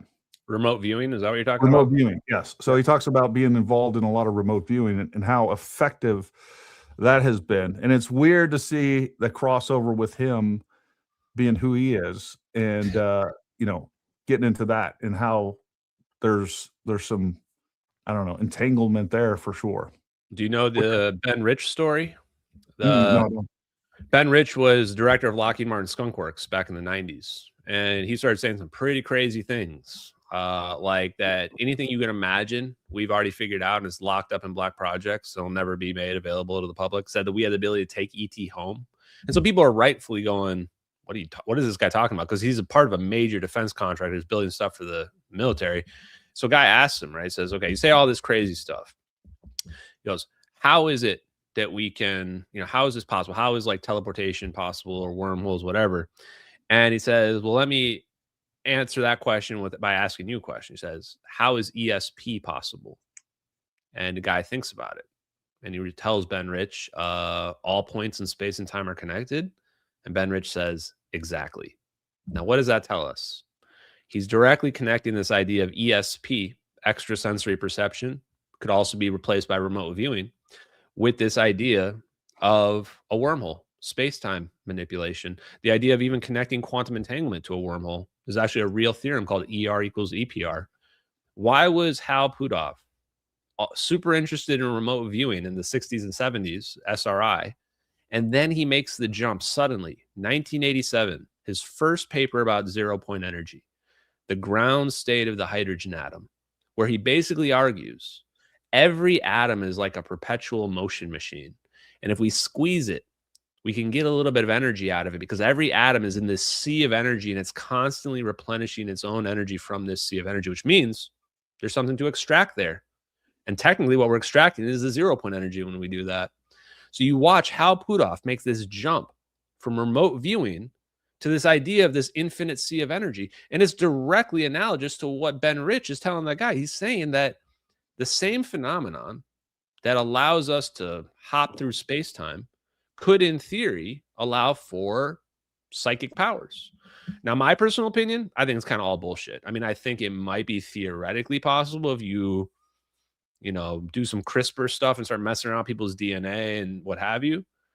But I don't.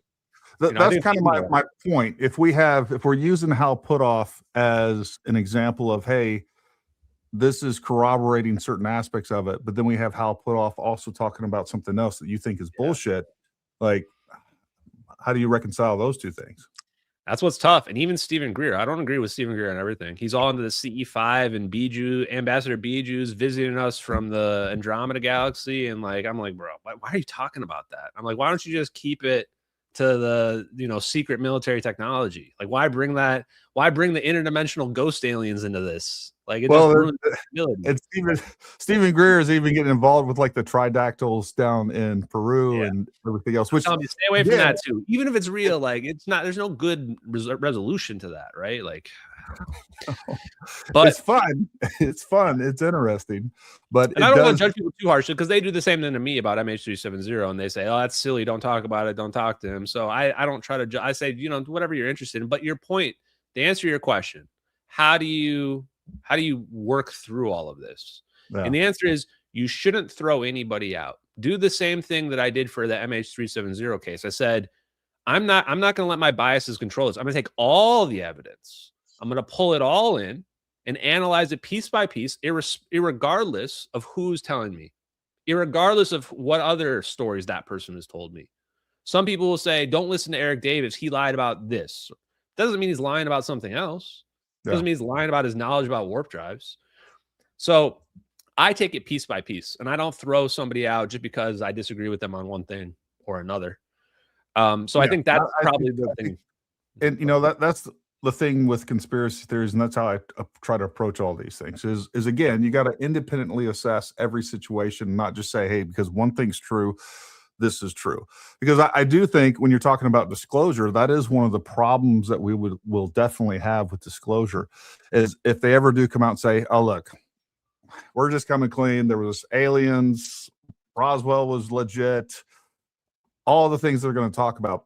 What people are going to make that leap is like all of these conspiracies and all these things were true and we were lied to. And of course, you know, there's elements of that you're always going to get from a government.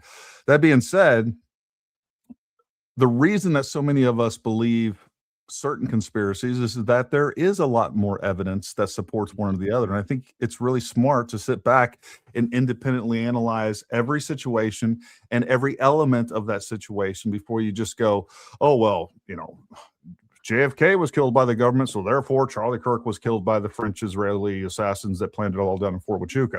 Like you gotta assess all those things individually. And I think that is the key, and stay evidence based. And don't let the, like you said, I know I have a proclivity, like, I want to see some aliens, man. I want to ride a spaceship.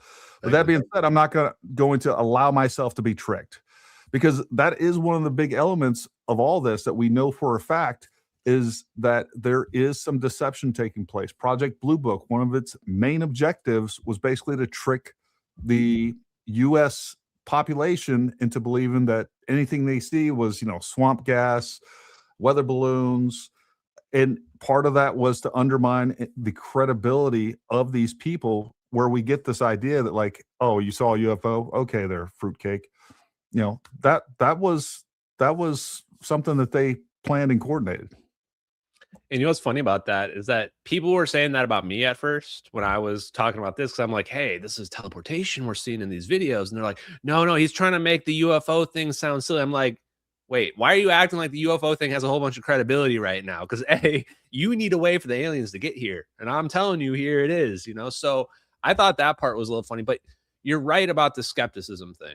Like, the problem is now also that if they do admit it, if Trump comes and says aliens are real, you're already seeing it with the Epstein files. They're like, conspiracy theorists are right about everything.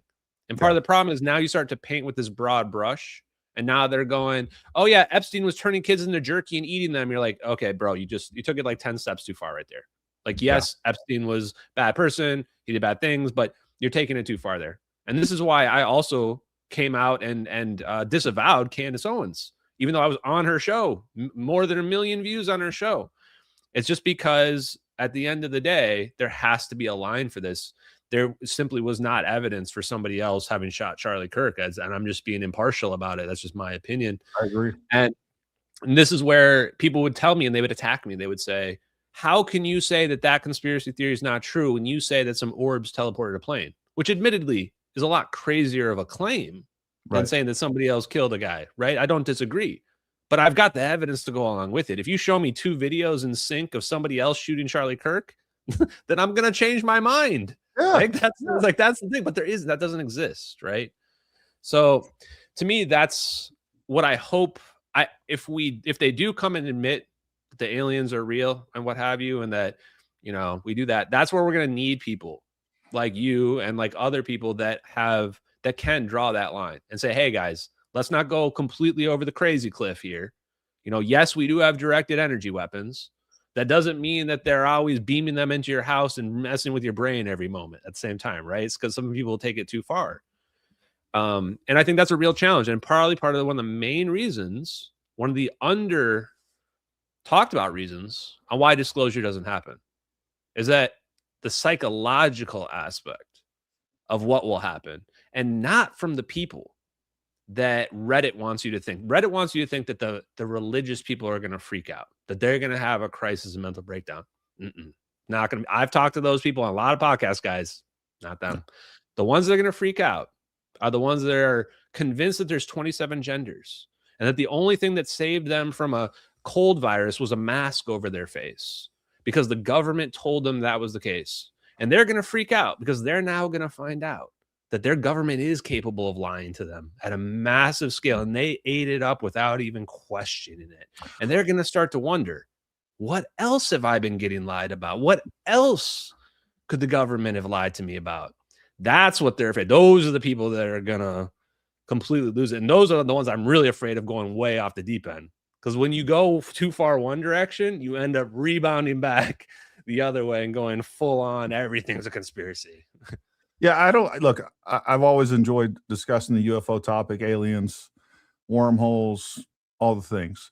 And I haven't ever met a religious person that I've discussed that with and be like, hey, you know, what if we found out today, hey, a UFO landed at the White House lawn and aliens got out.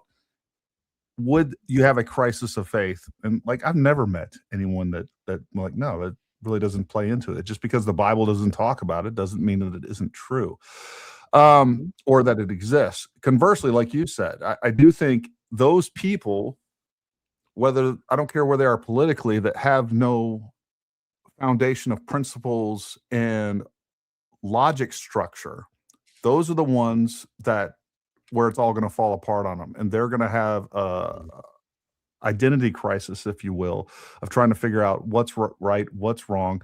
And again, we see this, like we see people that choose a conspiracy theory with no evidence whatsoever versus something that they may not like, but there's a ton of evidence, and all that evidence that is very real not only provides that much more proof that that is what took place, but it also, you know, completely contradicts over here where you're choosing that it doesn't have evidence, but you're believing it in spite of evidence too. And that's where we start getting into the realm of religion, I think. Oh, absolutely. And I think that even a lot of the alien believer people have fallen into that realm, which is also a little scary because it keeps it makes us vulnerable to like the Project Bluebeam narrative that's out there that, you know, they will, because you could imagine if a bunch of these plasma orbs were to just come down, everyone's going to think it's an alien invasion, right? And you could have the whole War of the Worlds thing going on. So I think that there's a certain aspect of if people are too into a certain idea, they're going to leave themselves open and vulnerable to psychological manipulation. So we have to be very careful about that as well. And so even for both sides, like that's why I tell people I'm open to any answer to all of this. It's just that the evidence is so compelling. And I would argue anybody that doesn't believe so, read those DIRDs, those Defense Intelligence Reference Documents. Go realize that those are the people talking in these UFO movies that are making. And then think about why are they making those movies? And why do they keep making them with the same people saying kind of the same stuff? You said it earlier. Essentially, they're conditioning us. It seems very obvious. They're conditioning us for something here to drop something into our lap. And that's part of the reason people may ask, Ashton, they'd say, if you're right about this plane and all this, and that was a special operation, why are you alive? Why is Edward Lynn, the guy that you say leaked these videos, alive? Part of it, because no one's going to believe this shit. I mean, really still to this day, very few people still believe, of course, because it's just so hard to believe. But also, I think they want some of this to come out. They want the public to be more and more conditioned to it. And who knows, maybe they're doing a poor job. I'd argue that people really don't seem to care about aliens or anything in general, for the most part. People I talk to, I think, you know, some people are interested, but a broad scale, not. And so maybe they need this. Maybe they want somebody like me or you for us talking about this because it demystifies it. It makes people more talk about it, you know? Yeah, it normalizes it, and again, it makes us more susceptible to accept it and believe it. But I think you hit on it. That's really what it comes down to. When there's a certain amount of people that live in an evidence-based reality, and then there's those that live in their own reality of what they think it should be, and you know, kind of go through the world with their feelings, thoughts, and I don't know, a little bit of utopia on their brains as opposed to going by what the evidence tells us. So, and I think that does make us very susceptible to believing bullshit and being manipulated from the outside in.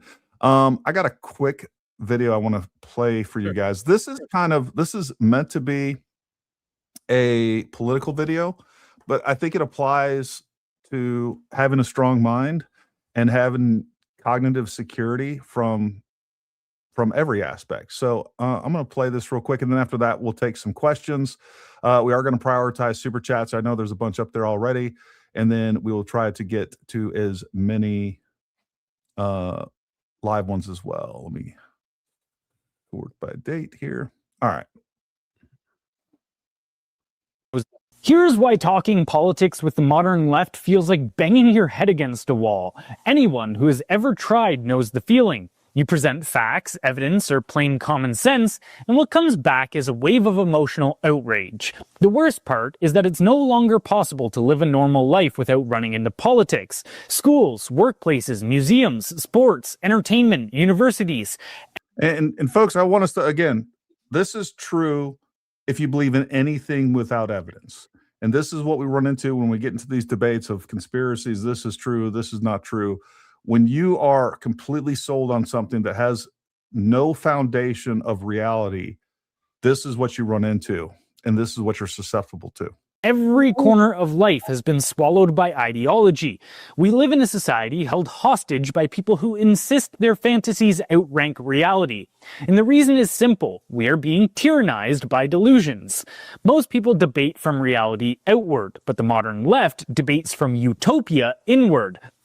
This inversion comes straight from the Frankfurt School, the intellectual factory that produced nearly every strand of woke dogma now embedded in academia and the public sector. Their central idea was the utopian horizon. Imagine a world without hierarchy or domination, then condemn the real world for failing to match the fantasy. Once you understand this, the entire ideological landscape snaps into focus. They argued that the family reproduces hierarchy and must be reimagined. Schools must radicalize children against power structures instead of educating them. Culture manufactures consent, therefore culture must be engineered.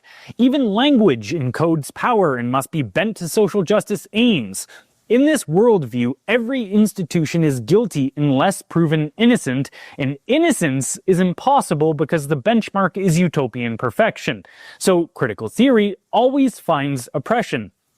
If a system works, it's stabilizing power. If a system fails, that's also power at work. If people consent, they're duped by power. If they dissent, the system shaped their frustration. It's a closed loop. You're not debating ideas, you're debating someone who believes the real world is illegitimate by default. Modern offshoots, such as critical race theory, gender theory, decolonization studies, and feminism, all use the same engine. Imagine a utopian world. Identify gaps between their imagination and the real world. Declare those gaps as oppression, then demand society must be remade. This is why discussing politics with the modern left feels like arguing with someone who's hallucinating. They construct a perfect world in their mind, one without conflict, cost, trade-offs, or human nature, then label anything that falls short as bigotry, privilege, or violence. The obsession with race, LGBTQ politics, feminism, and decolonization is not random. It's the metric they use to measure how far reality deviates from the dream. You're not arguing with people who misread the world, you're arguing with people who believe the real world is wrong for existing. So yeah, if I can add on that real quick too, because you see this everywhere is what I realized. The politics is ingrained in everything. It's ingrained in the UFO community. It's ingrained in academia as well. And if you take that same idea of this wokeness where you must have this belief set, and if you don't have that exact perfect belief set, then you get ostracized, you get attacked. That's also what happens to the UFO community. If you don't believe in their view of the aliens and what the technology allows and the lore, I found if you don't kiss the ring, then they, excommunicate you. In academia, if you don't believe in the standard model, if you are not trying to advance what they believe to be the collective agreed upon physics, then you get thrown out. They will say, you can't believe in a fifth dimension. The fifth dimension doesn't make any sense. It's too complicated to add that. So we're not going to do that. And you realize these are the things. This is the perspective that holds us back. So to bookend the point I was making before, you don't want to be too much of a believer in every conspiracy theory, but you also don't want to be a militant skeptic either. You want to be someone that's open-minded that can judge the facts independently and evidence. Yeah. Yep. And apply a little bit of critical thinking. And the other thing, I hate all these terms getting hijacked. Critical thinking is not just believing in bullshit because you want to believe it. Critical thinking is applying logic and evidence-based application to what you're trying to decide is true or not. Because one of the things that the left has done to us for the last 50 years really is we've been sucked into this moral relativism, and now we're getting into this reality relativism. And that's kind of what he was talking about in there. It's like, hey, I want the world to be like this, and if it's not, like, all we got to do is change things around, and you just got to adapt to a reality that doesn't exist. And that's what I want you to do. And that's what we see in all of these debates. Like the lack of logic and reasoning that goes into some of these discussions, to me, is just mind blowing. Like when you sit there, you know what? I'm not even going to get up on that. But anyways, that we'll leave it with that. It's good. Let's do some chats, super chats, whatever. Yeah, let's do that. Timothy Foster. Good evening, Ashton and fellow Orby ambassadors. If you're a Christian, you believe in different dimensions and dimensional beings. The Creator made our universe from things unseen to things seen. I agree with that. You know, if we were going back, I don't know, 200-300 years, and we started talking about magnetism and we started talking about magnetic fields and things like that, there are a lot of people that would be labeled as a heretic. And you're talking about mysticism, voodoo, witchcraft, whatever else. We clearly, like the Bible talks about what we would consider different dimensions. So I don't think that there's anything unbiblical about anything that we're talking about. So no. I don't know, what's your thoughts on that, Ashton? My favorite thing to say is that there's no incompatibility between science and faith. And so with respect to all this, like you really nailed it, which is that, you know, they would have burnt you at the stake if you had an iPhone 500 years ago. So, you know, as this technology advances, our understanding and perspective advances, it seems like it moves more and more towards the mystical, more and more towards the spiritual, as opposed to being more and more towards an atheistic view. At least in my perspective, the more I learned, when I learned that there's this extra dimension, to me, that means our universe is a construct. And that to me means that there must be a creator, because every construct has a creator. If there is some code base, some fundamental rule or structure to our reality, then someone designed that, in my opinion, or at least it speaks to intelligent design in my mind. Yeah, it's hard to look at the universe and really understand what's going on in the cosmos and not think that there was an intelligent design behind that. I couldn't agree more. I 100% don't believe in aliens, but I'm a conspiracy theorist at heart and love this guy. Is dedicated to his theory. My mind could be changed with facts. That came up when you were talking about the MH370. Oh, yeah. And that's still true. People always ask me, like, and I'll even say right now, they say, what would it take, Ashton, for you to admit that the videos are fake or what have you? And this is what I tell people is, if you are somebody who has a theory, you should have a way. Where are your goalposts to be falsified? You know, this is what I would challenge Candace Owens with when she's talking about the Charlie Kirk stuff. What would it take for you to admit that you're wrong and say that Tyler Robinson is the one that did it, right? So for me, the answer is find the hoaxer of the videos. There's literally nobody that made those videos. Somebody was pretending to for like a year, and I was calling them out as a fraud, and then their DMs leaked, and it was all about them faking evidence and stuff like that. There is nobody that made those videos. Or if that's not enough, find the airplane. These people are saying they know that they were tracking the airplane into the South Indian Ocean. They keep searching down there. They keep not finding it. So that's my level of how would I admit that I was wrong? So, no, that's great. Please watch Alien Intrusion by Gary Bates. If you want a biblical perspective, there is no evidence that any UAP has ever entered our atmosphere. There are interdimensional, and all abductions are evil. I would disagree with that. There is some video footage that has been leaked that it does come from NASA that does seem to indicate planes going from outside of orbit into the atmosphere of the United States, or into the atmosphere of the Earth.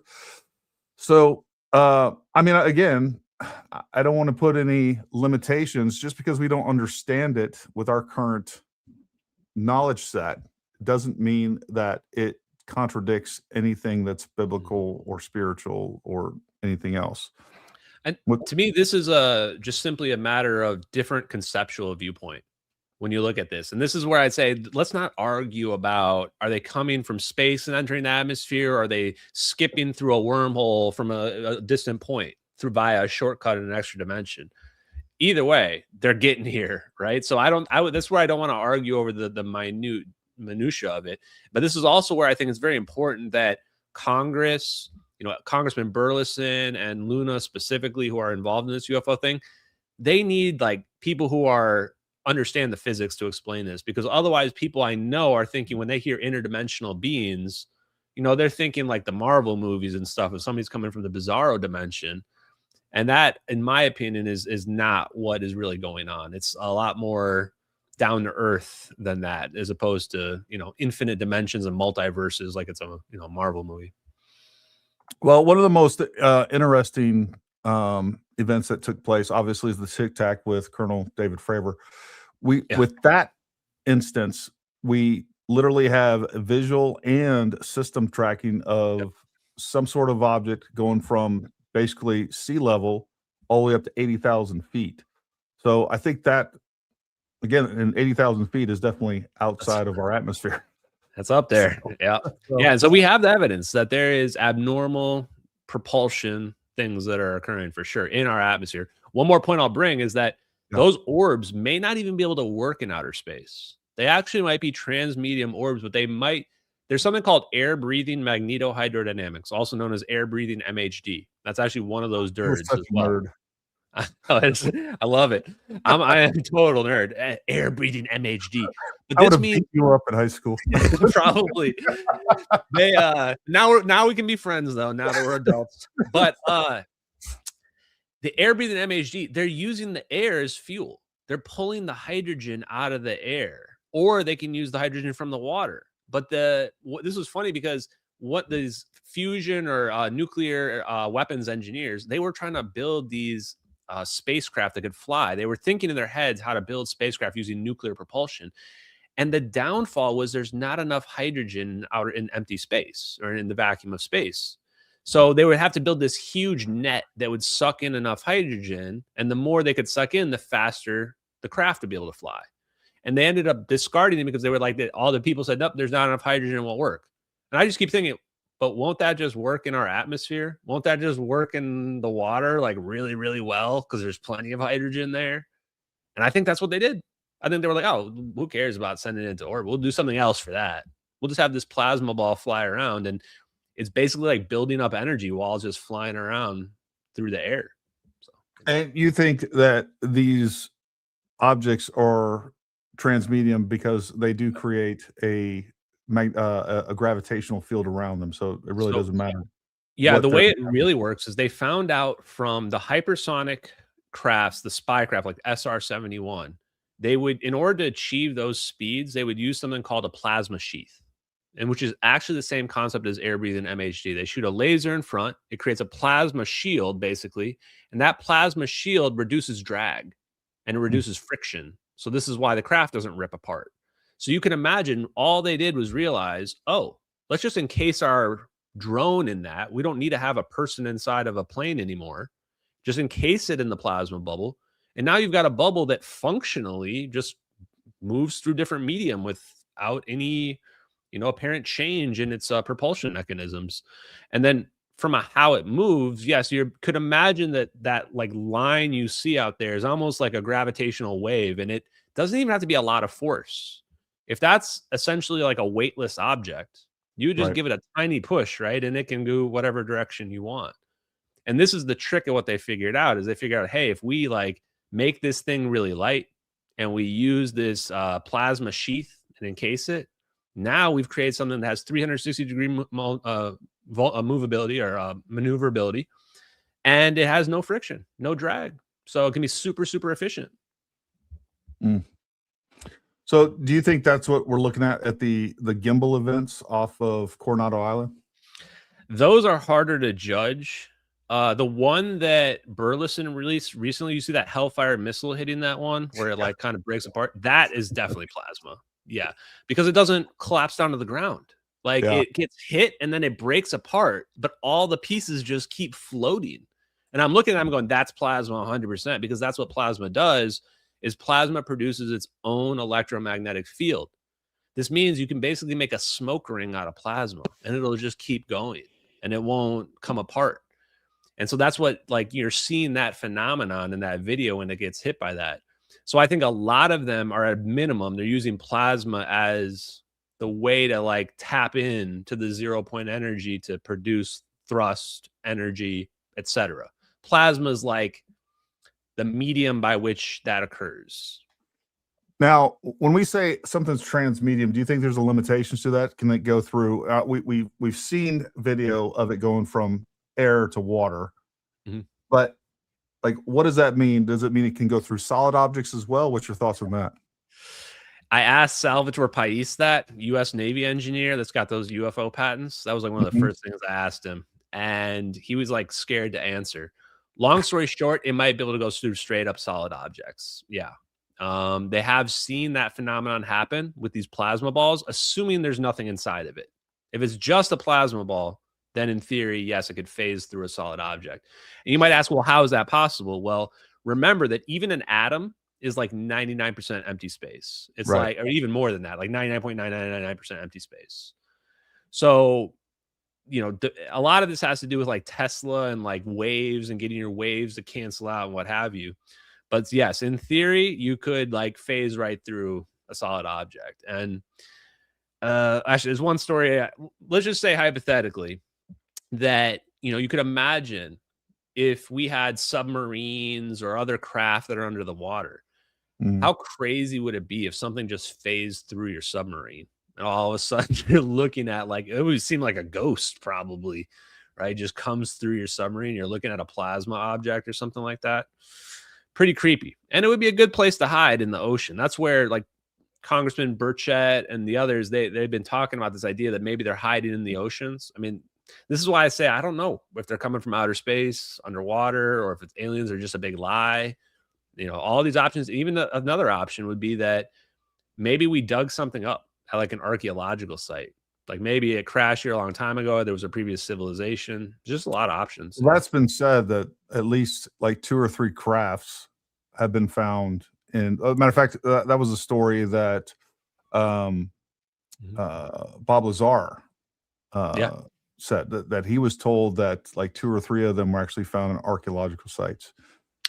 And if you go back, the other angle too would be the Nazis. Is that if you go back to the stories like the Nazi Bell, they were using mercury plasma to cause anti-gravitational effects. That's how the lore goes. And they just gave it like a voltage, a charge on it. And you can look at mercury experiments right now. As you apply a charge to liquid mercury, it starts to spin around. And so, you know, you could even argue that, well, maybe the Nazis had figured something out. Maybe it's even a cult, because a lot of people think that the Nazis were like linked to the occult and they figured it out from that kind of stuff. So everything's on the table. Aliens, demons, angels, even future humans. So that if I'm wrong about the going back in time situation, if it turns out you can go back in time, then it might be that we created this whole universe because at some point in the future, somebody went back in time and created a time loop and we're just living in it. Well, and that's another one of the theories. And it kind of passes the smell test that when we see these grays and we see these aliens, that is us in the future, where we've just evolved to the point that we no longer have, you know, I guess genitals, or, you know, we've gotten skinnier and skinnier because all we did was spend our time on social media and never went outdoors. And we had to have these big eyes because we never saw sunlight, or who knows. But point is, again, it's all fun to play around with. Here's another thought though. What if it's not from the future? What if they're from the past? What if I am right? You can't go to the past, but somebody hopped in a time machine and they accidentally went like 5,000 years to the future. And now their whole civilization's gone.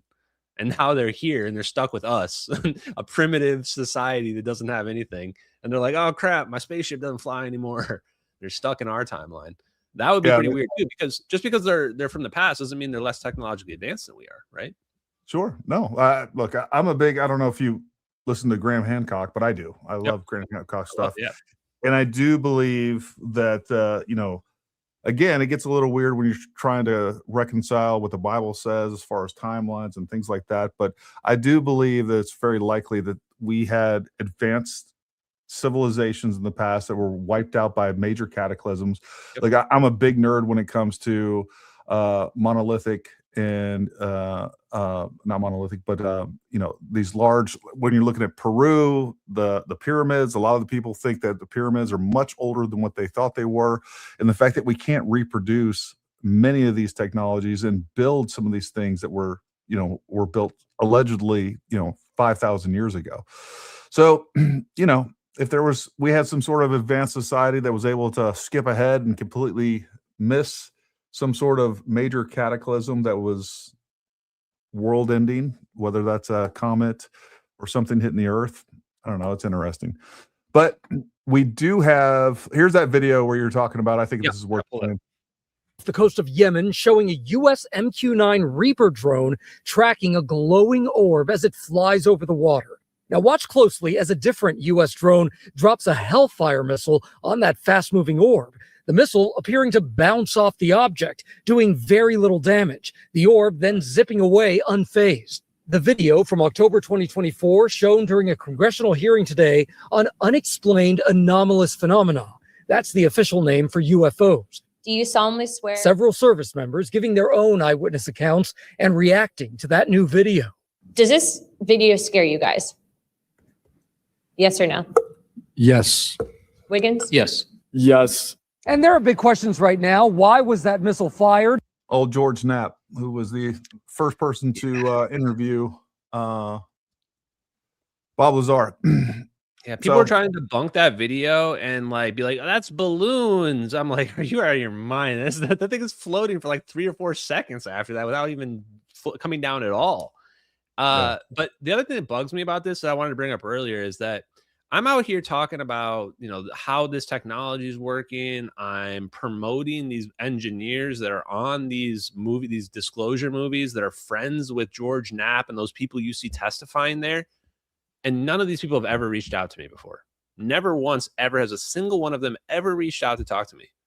And you would just think, like, this guy's your #1 super fan. He's promoting your work. He's saying that you've got it all figured out. And wouldn't you want to talk to him about these videos that prove all your scientific theories, right? Like, it's not like I decided that that's the theory because I just picked it randomly. Like, that's the theory that makes those videos make sense. And yet they haven't. And when I emailed Hal Puthoff and he responded, he like gave me the shortest like 1-sentence response and almost acted like he doesn't like even believe in 0-point energy.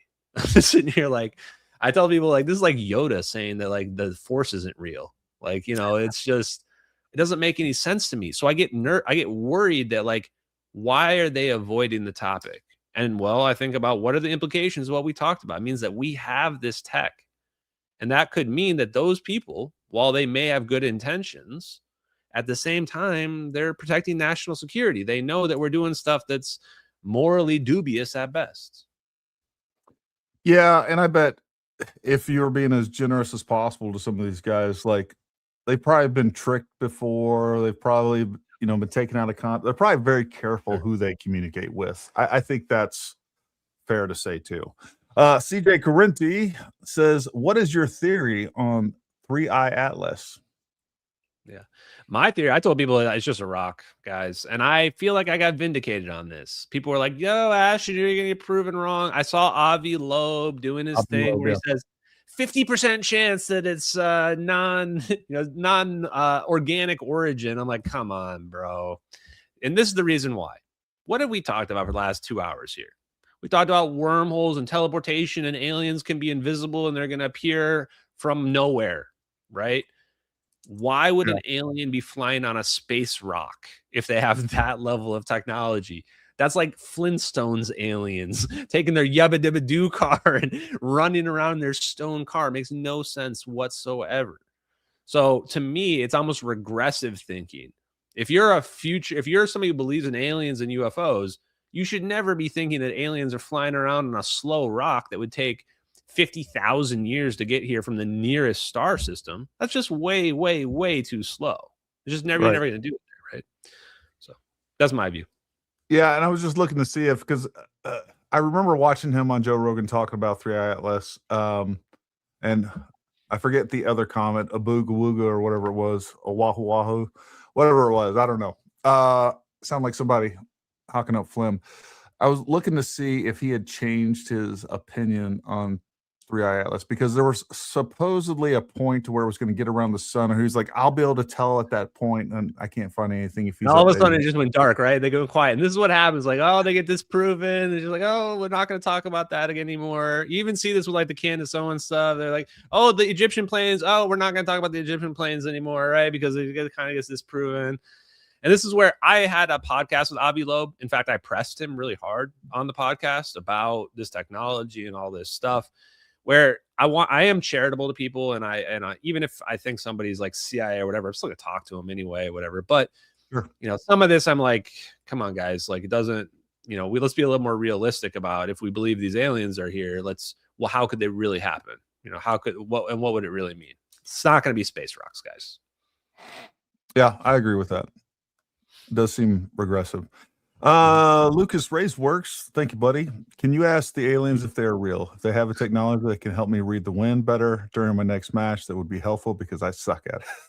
What match are we talking about here? Is this shooting, archery? What do we got? Long-range shooter. Okay. I will tell you, Lucas, I came across something. I'm hoping to get it in my hands very soon. One of the most interesting and innovative optics, I'll say that, but it definitely not only reads wind, distance, ballistic solution, the same level of fidelity, day or night. It was basically made by aliens. So hopefully we gotta get the quantum sensor thing. There you go. Sensors, without a doubt. Hopefully I'll have that, and I'll be able to do some extensive testing on that technology, and I'll share that with you. Story I just heard, by the way, maybe a fun story for him, because that was a big donation there, was that I heard that when we were first trying to shoot probes at the moon, we kept missing. And it turned out when the probe finally hit the moon, it was an accident. And what was the reason for it? All the electronics was accidentally turned off on the machine, on the probe.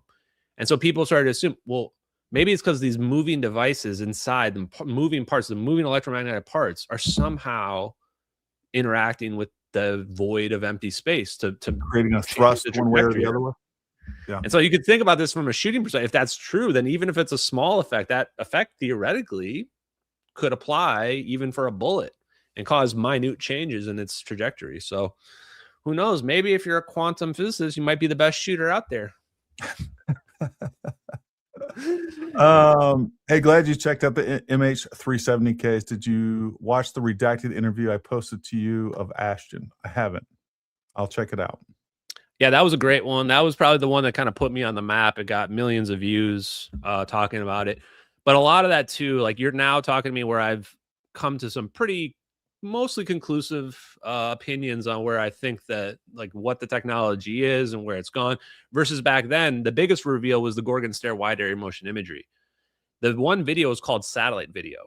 So we'd just been under the impression it's a satellite video, especially since it said NROL 22 and in the bottom left corner. And it wasn't until much later, because I didn't know about military surveillance. Somebody left a comment in my YouTube chat and they said, anybody who's worked in intelligence knows that's whammy. And I was like, oh, what the hell is whammy? So I Google whammy, wide area motion imagery. Sure enough, I could just tell right away that's what it is, because you read about it and it's like a computer generated thing that's a low frame rate, just like we were seeing there. And long story short, did some research and I found out it's not just whammy, it's something called Gorgon Stare wide area motion imagery. And it's a very specific version of that software called Increment 2 that would hit right around 2014. This was the biggest revelation, because now we have a positively identified surveillance system and we know the company that made it. In fact, that day that we figured that out, I started calling the company up to get a statement. And then when they started hanging up on me, I made a post about it and we shut down their whole phone system. Their whole phone system completely came down because we kept calling them. Everybody was spamming them for a record. And then they deleted the entire web page from their website about the Gorgon Stare wide area motion imagery. It got 404'd in real time. We watched it and now it doesn't exist anymore. So for the people out there that are like, no, that's not real, I'd say that's a pretty weird story that is a real story that happened like 6 months ago.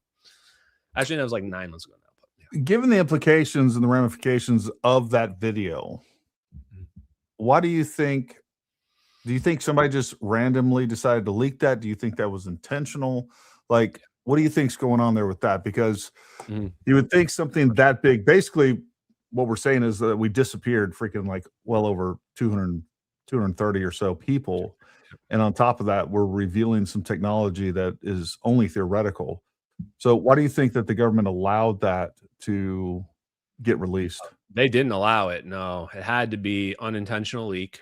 And I think the person that leaked it, Edward Lynn, it was either indirect or he had good intentions.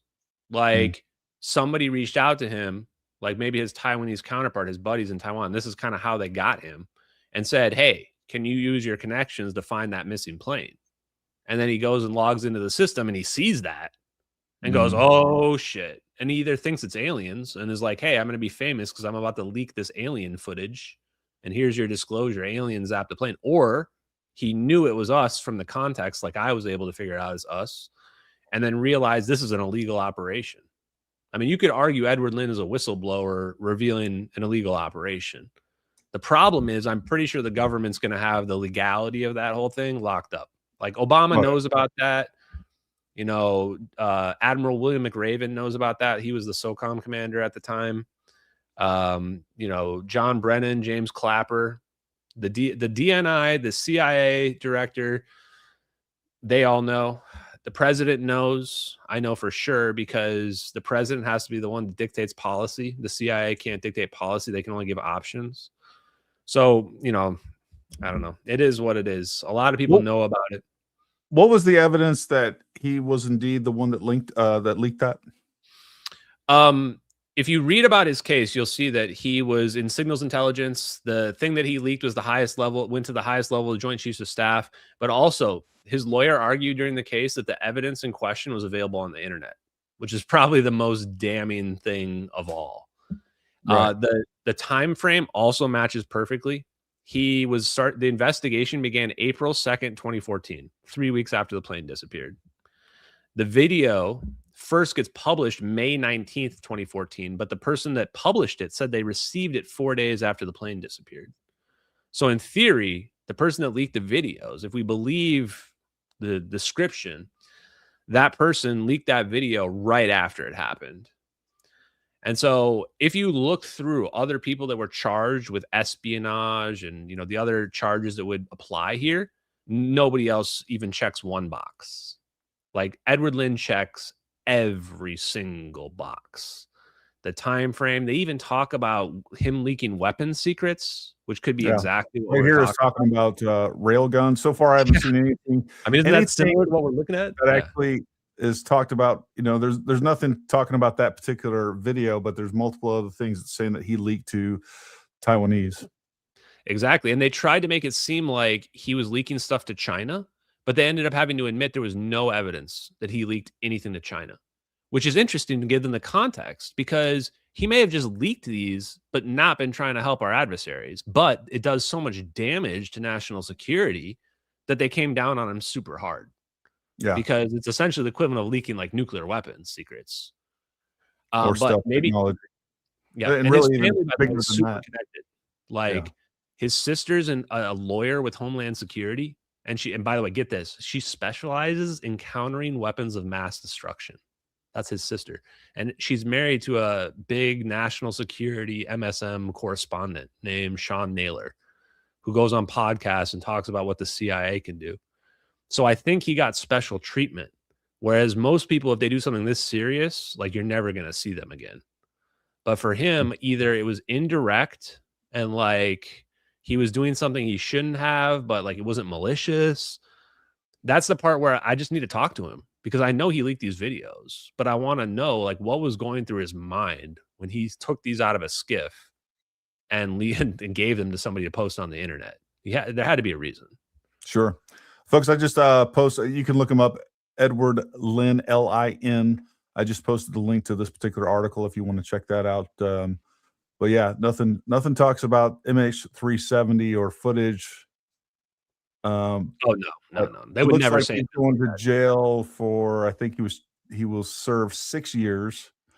Yeah, he got a 9-year sentence with 3 years for time served. Or actually 3 years because he cooperated with the FBI and the NCIS. And by the way, I FOIA'd his NCIS case and they rejected it in total, which is really suspicious, because if he's the guy that leaked those videos, there's going to be fingerprints of him leaking those videos all over the court records and documents. And in fact, part of the evidence was classified and they had to get special clearances just to review the evidence that he leaked.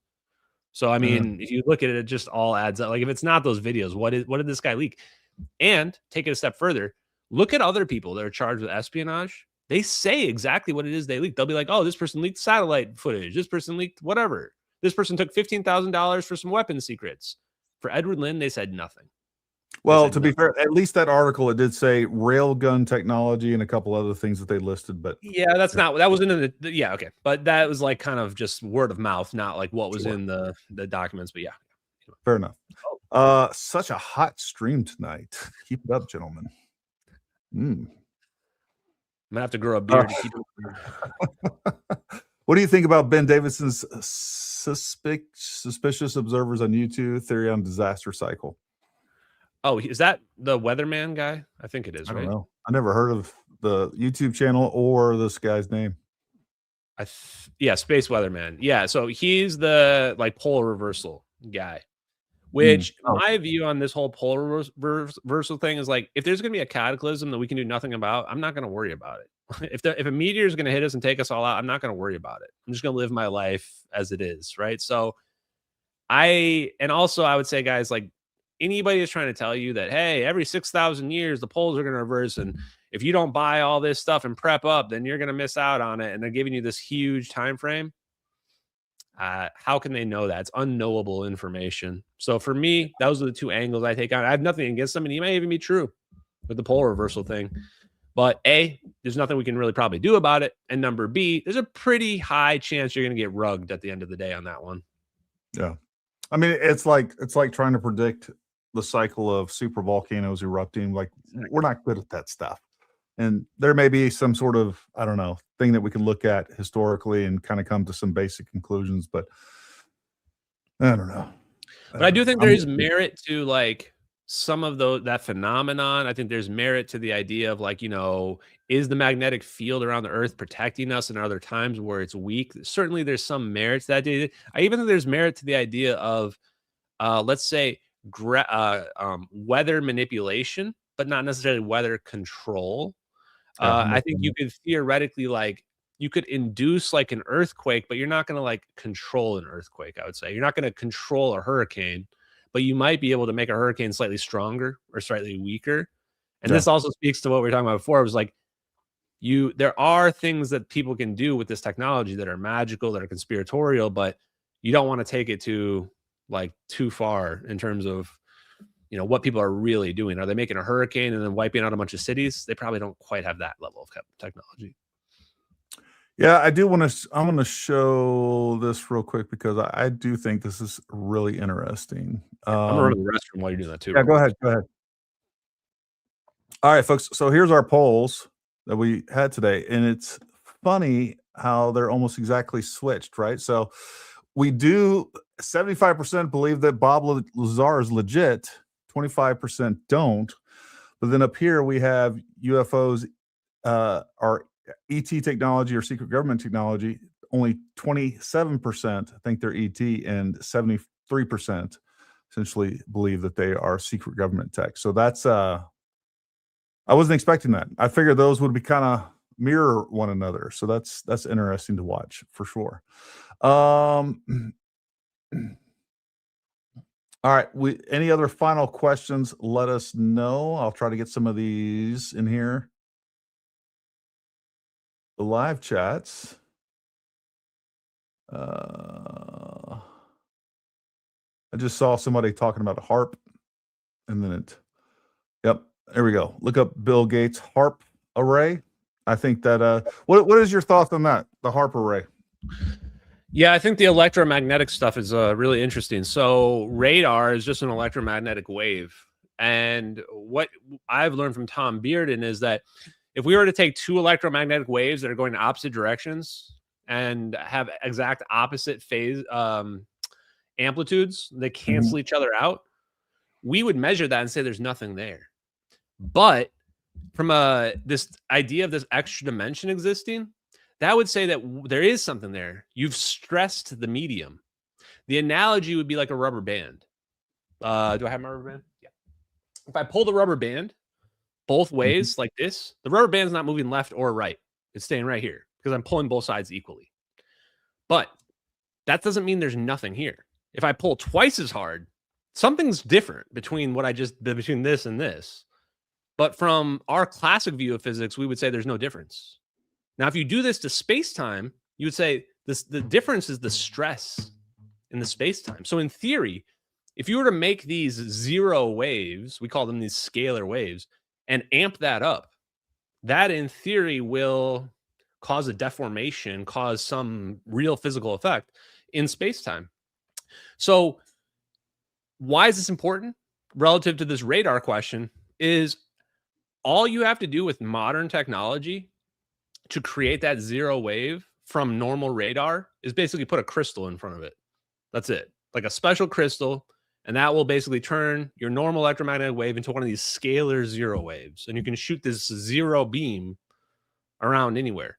In fact, if what Tom Bearden has said is true about this, and he was the guy that was blowing the whistle on this in the 80s, you can take that zero beam and intersect it with another zero beam, and this will produce energy at a distance. This is actually the basis for directed energy weapons as we know them, because standard physics says you can't beam energy over a long distance. You lose too much. There's too much inefficiency. Anything beyond like a couple inches or even a meter, because you lose so much efficiency. So how are we beaming energy, you know, miles or whatever we got to do? That would be how you would do it. So that's the idea behind all that. That's interesting. What's your thought about geoengineering and chemtrails? I've had Dane Wigington on twice, I think. I don't know if you're familiar with his work. Those people, I mean, they're very compelling in terms of, you know, it's certainly possible. Absolutely is possible that we are, and we do seeding, cloud seeding stuff, but most of the stuff that I think that people's throwing, you know, pictures of stuff in the sky, I don't buy too much into it. And that's the part too, where there's probably a certain element of truth that's very real to it.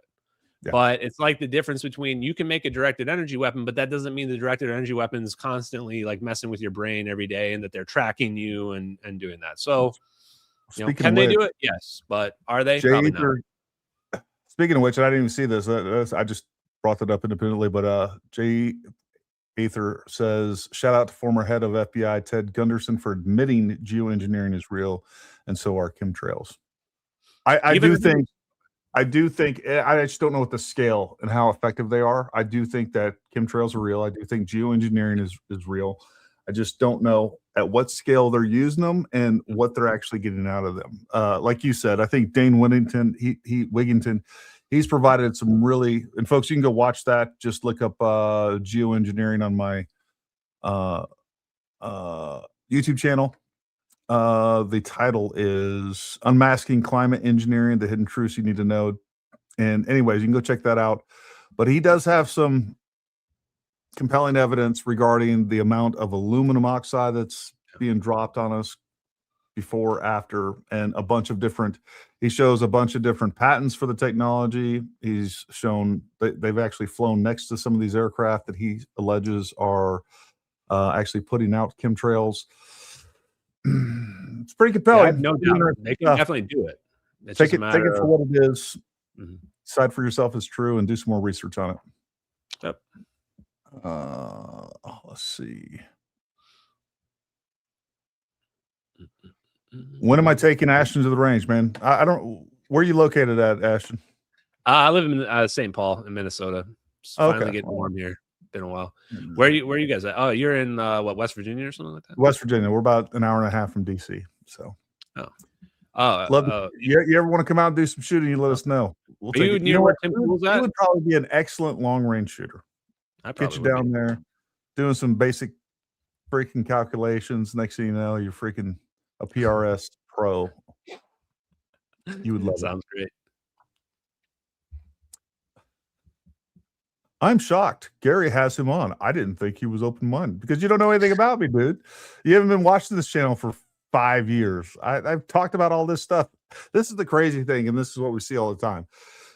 Because I disagree with people on Candace Owens and their retarded theories, that I'm not open-minded just because I won't believe all the bullshit out there. No, again, I assess everything individually. And because I disagree with you, I'm paid by the Jews and, you know, everything else. I'm just like, you people are. And also, you don't have to agree with me to talk to me too, right? Yeah. Like, you could still think it's BS and still just want to talk to somebody and hear them out. No, That's like, the part I'll tell you, when it comes to the MH370, like I know 98% more about that entire thing than I now that I did before you came on here. I like to hear everybody's stuff. And yeah, no, I mean, every single take that I've seen of yours, from a scientific basis to politics to Candace Owens, I find based. And you know, Oh, I appreciate that. Thank you. Well, I no. want to also give the impression that I'm not just some random crazy person too, you know, where like, hey, I'm saying the Well, craziest stuff that ship out is there. sailed. I already know you're crazy. That's fine. I'm good with it. Yeah, we already got that covered. You are, Ashton. No, you clearly know your shit, and I think that.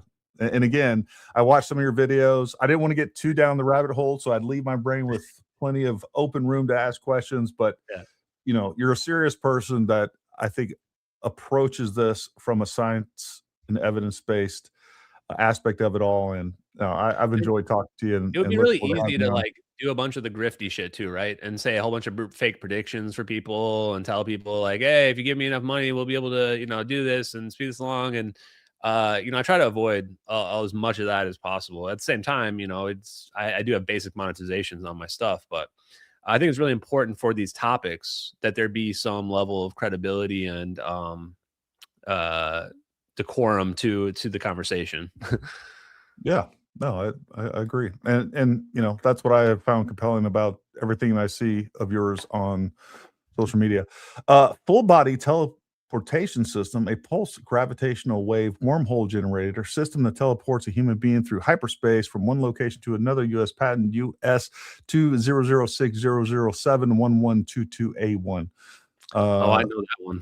Full body. That's John Quincy, or I think is his what was that one? Full body transportation system. I think that's the one. So there's these patents that are out there.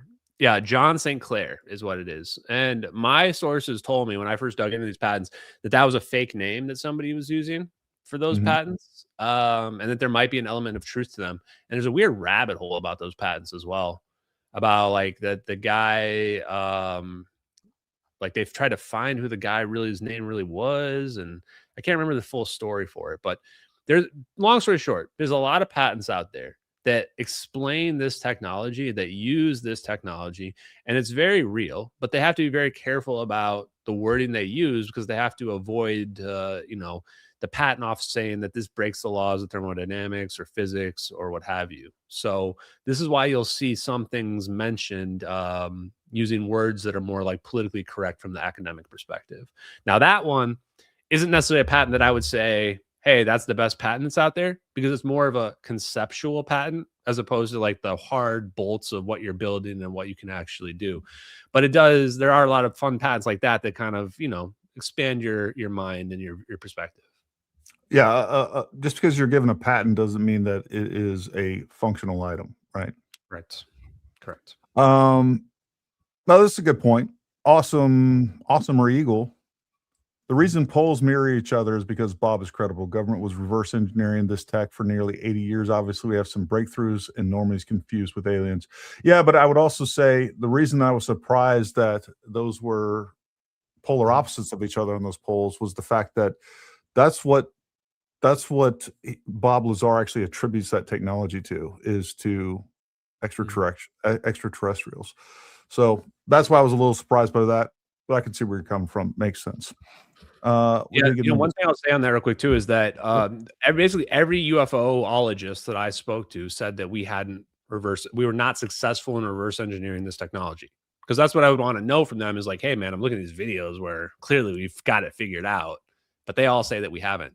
And I think that will be the biggest narrative shift, and it's already starting to happen, that this community, my community, what have you, has gotten ahead of, which is that they're going to start saying, oh no, we have been at least partially successful in figuring it out. S. Fleischer says, best duo live stream ever. Well, thank you, man. Glad you enjoyed it. Glad you guys enjoyed it. We do have a pretty good vibe going on right here. I yeah, like it. Man. Gravitology, a new gravitobiology, I would probably say that's how you pronounce that. A new biophysics, great book. Yeah, a lot of people there's clear connections between, especially the quantum physics and a lot of these ideas about consciousness, microtubules, etc. I generally just avoid that, mostly not because I'm not into it. Oh, actually, that is probably the main reason. I'm more of like the hard physics kind of guy. That's just what I like and what I enjoy, the technology. The biology side of it, you know, some people are more inclined to that. And for the people that are, I think that there's definitely something here related to that. And it may go so far as consciousness itself may be a phenomenon that arises from this extra dimensional energy, that our bodies are just like a transceiver, and we're receiving this signal of our soul, and our soul is actually an external phenomenon, and that our bodies are just tapping into it. Because if that were true, think about the implications. Huge.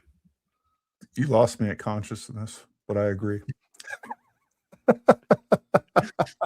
The 1918 influenza Spanish flu was supposedly meteorite asteroid organism seeding worldwide. Travel wasn't fast enough for everyone to transfer it to each other in such a short time across Earth. Oh, now we're going on the rabbit holes here. Our viruses are aliens that have come from the other dimensions. I'll be honest with you. I've actually, when I've, you know, had a couple to drink, I've entertained this in my mind. I thought, how much do we really even know about viruses, right? The reality is we know less than we think we do. And I mean, unfortunately, we used to believe in like viral shedding and replication, and then COVID came along and we just decided we're going to throw that all away and just go back to superstition again. Yeah. Bro, DOD literally disclosed the capabilities of radar to manipulate weather. Again, NextRad stations, look it up. I have seen that technology. I've read about it, spent a little time on it, then moved on to other things. What's your thought about this? The ability to use radar to different wavelengths of radar to manipulate weather. Yeah. Like I said before, I mean, it still holds true. I think manipulating weather and controlling weather are two different things. Absolutely, you can manipulate weather. There's no doubt you can manipulate weather. But then getting a controlled phenomenon, like moving a tornado around, or you know, that's a whole nother using weather as a weapon. Yeah, exactly. So now, but yeah, they probably can. Go ahead. What are your thoughts on? I just saw your message. I'm glad I saw that. We can close down. Yep. What is your thoughts, real quick, on Maui fires and the Palisades fire? Do you feel like that there's any there as far as conspiracy goes? Again, this is just my opinion, but generally, I don't really think there is. I don't think we use directed energy weapons to do it. Just doesn't. Why? I just can't come up with the motive for why on that front. Could we have? Yeah, probably. Yeah, I think we definitely have directed energy weapons. The GOI beams is what they're calling them now, or whatever. But yeah, I think we do have directed energy weapons. I don't know if they're coming from space, but we definitely have directed energy weapons, and we could probably do that and burn down whole cities if we wanted to. I just don't think that we necessarily did.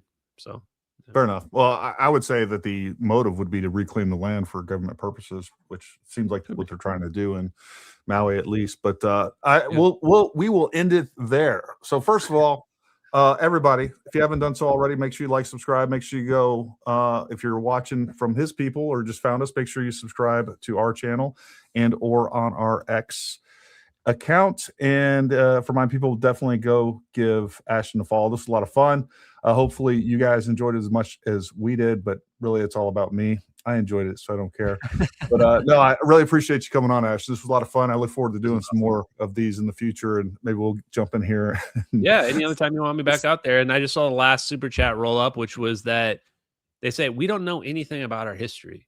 It's like, first of all, we don't know much about physics, and we also know almost nothing about our history. We can barely even go back 10,000 years. And yet look at how advanced we are as biological beings, as just technologically. Doesn't that just seem weird to people? It certainly does to me. That's my part. Well, and you know, there's all kinds of different estimates, but let's say the humans have been around for 100,000 years. Like, our brains are the exact same. Like, nothing has changed structurally if you believe in that. And so the idea that we're just now getting into this, and I love what Graham says. He has a saying that Graham Hancock, he says, we are a species with amnesia.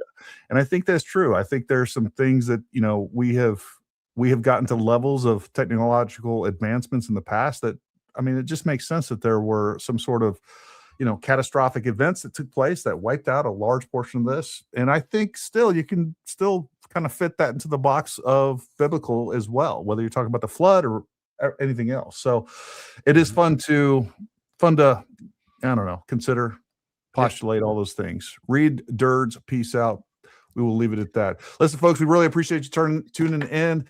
Ashton has to get out of here. Ashton, thank you so much for coming on. You stay put, but for everybody else, thank you for tuning in. We appreciate your support. And until next time, stay armed, stay ready. We'll talk to you soon.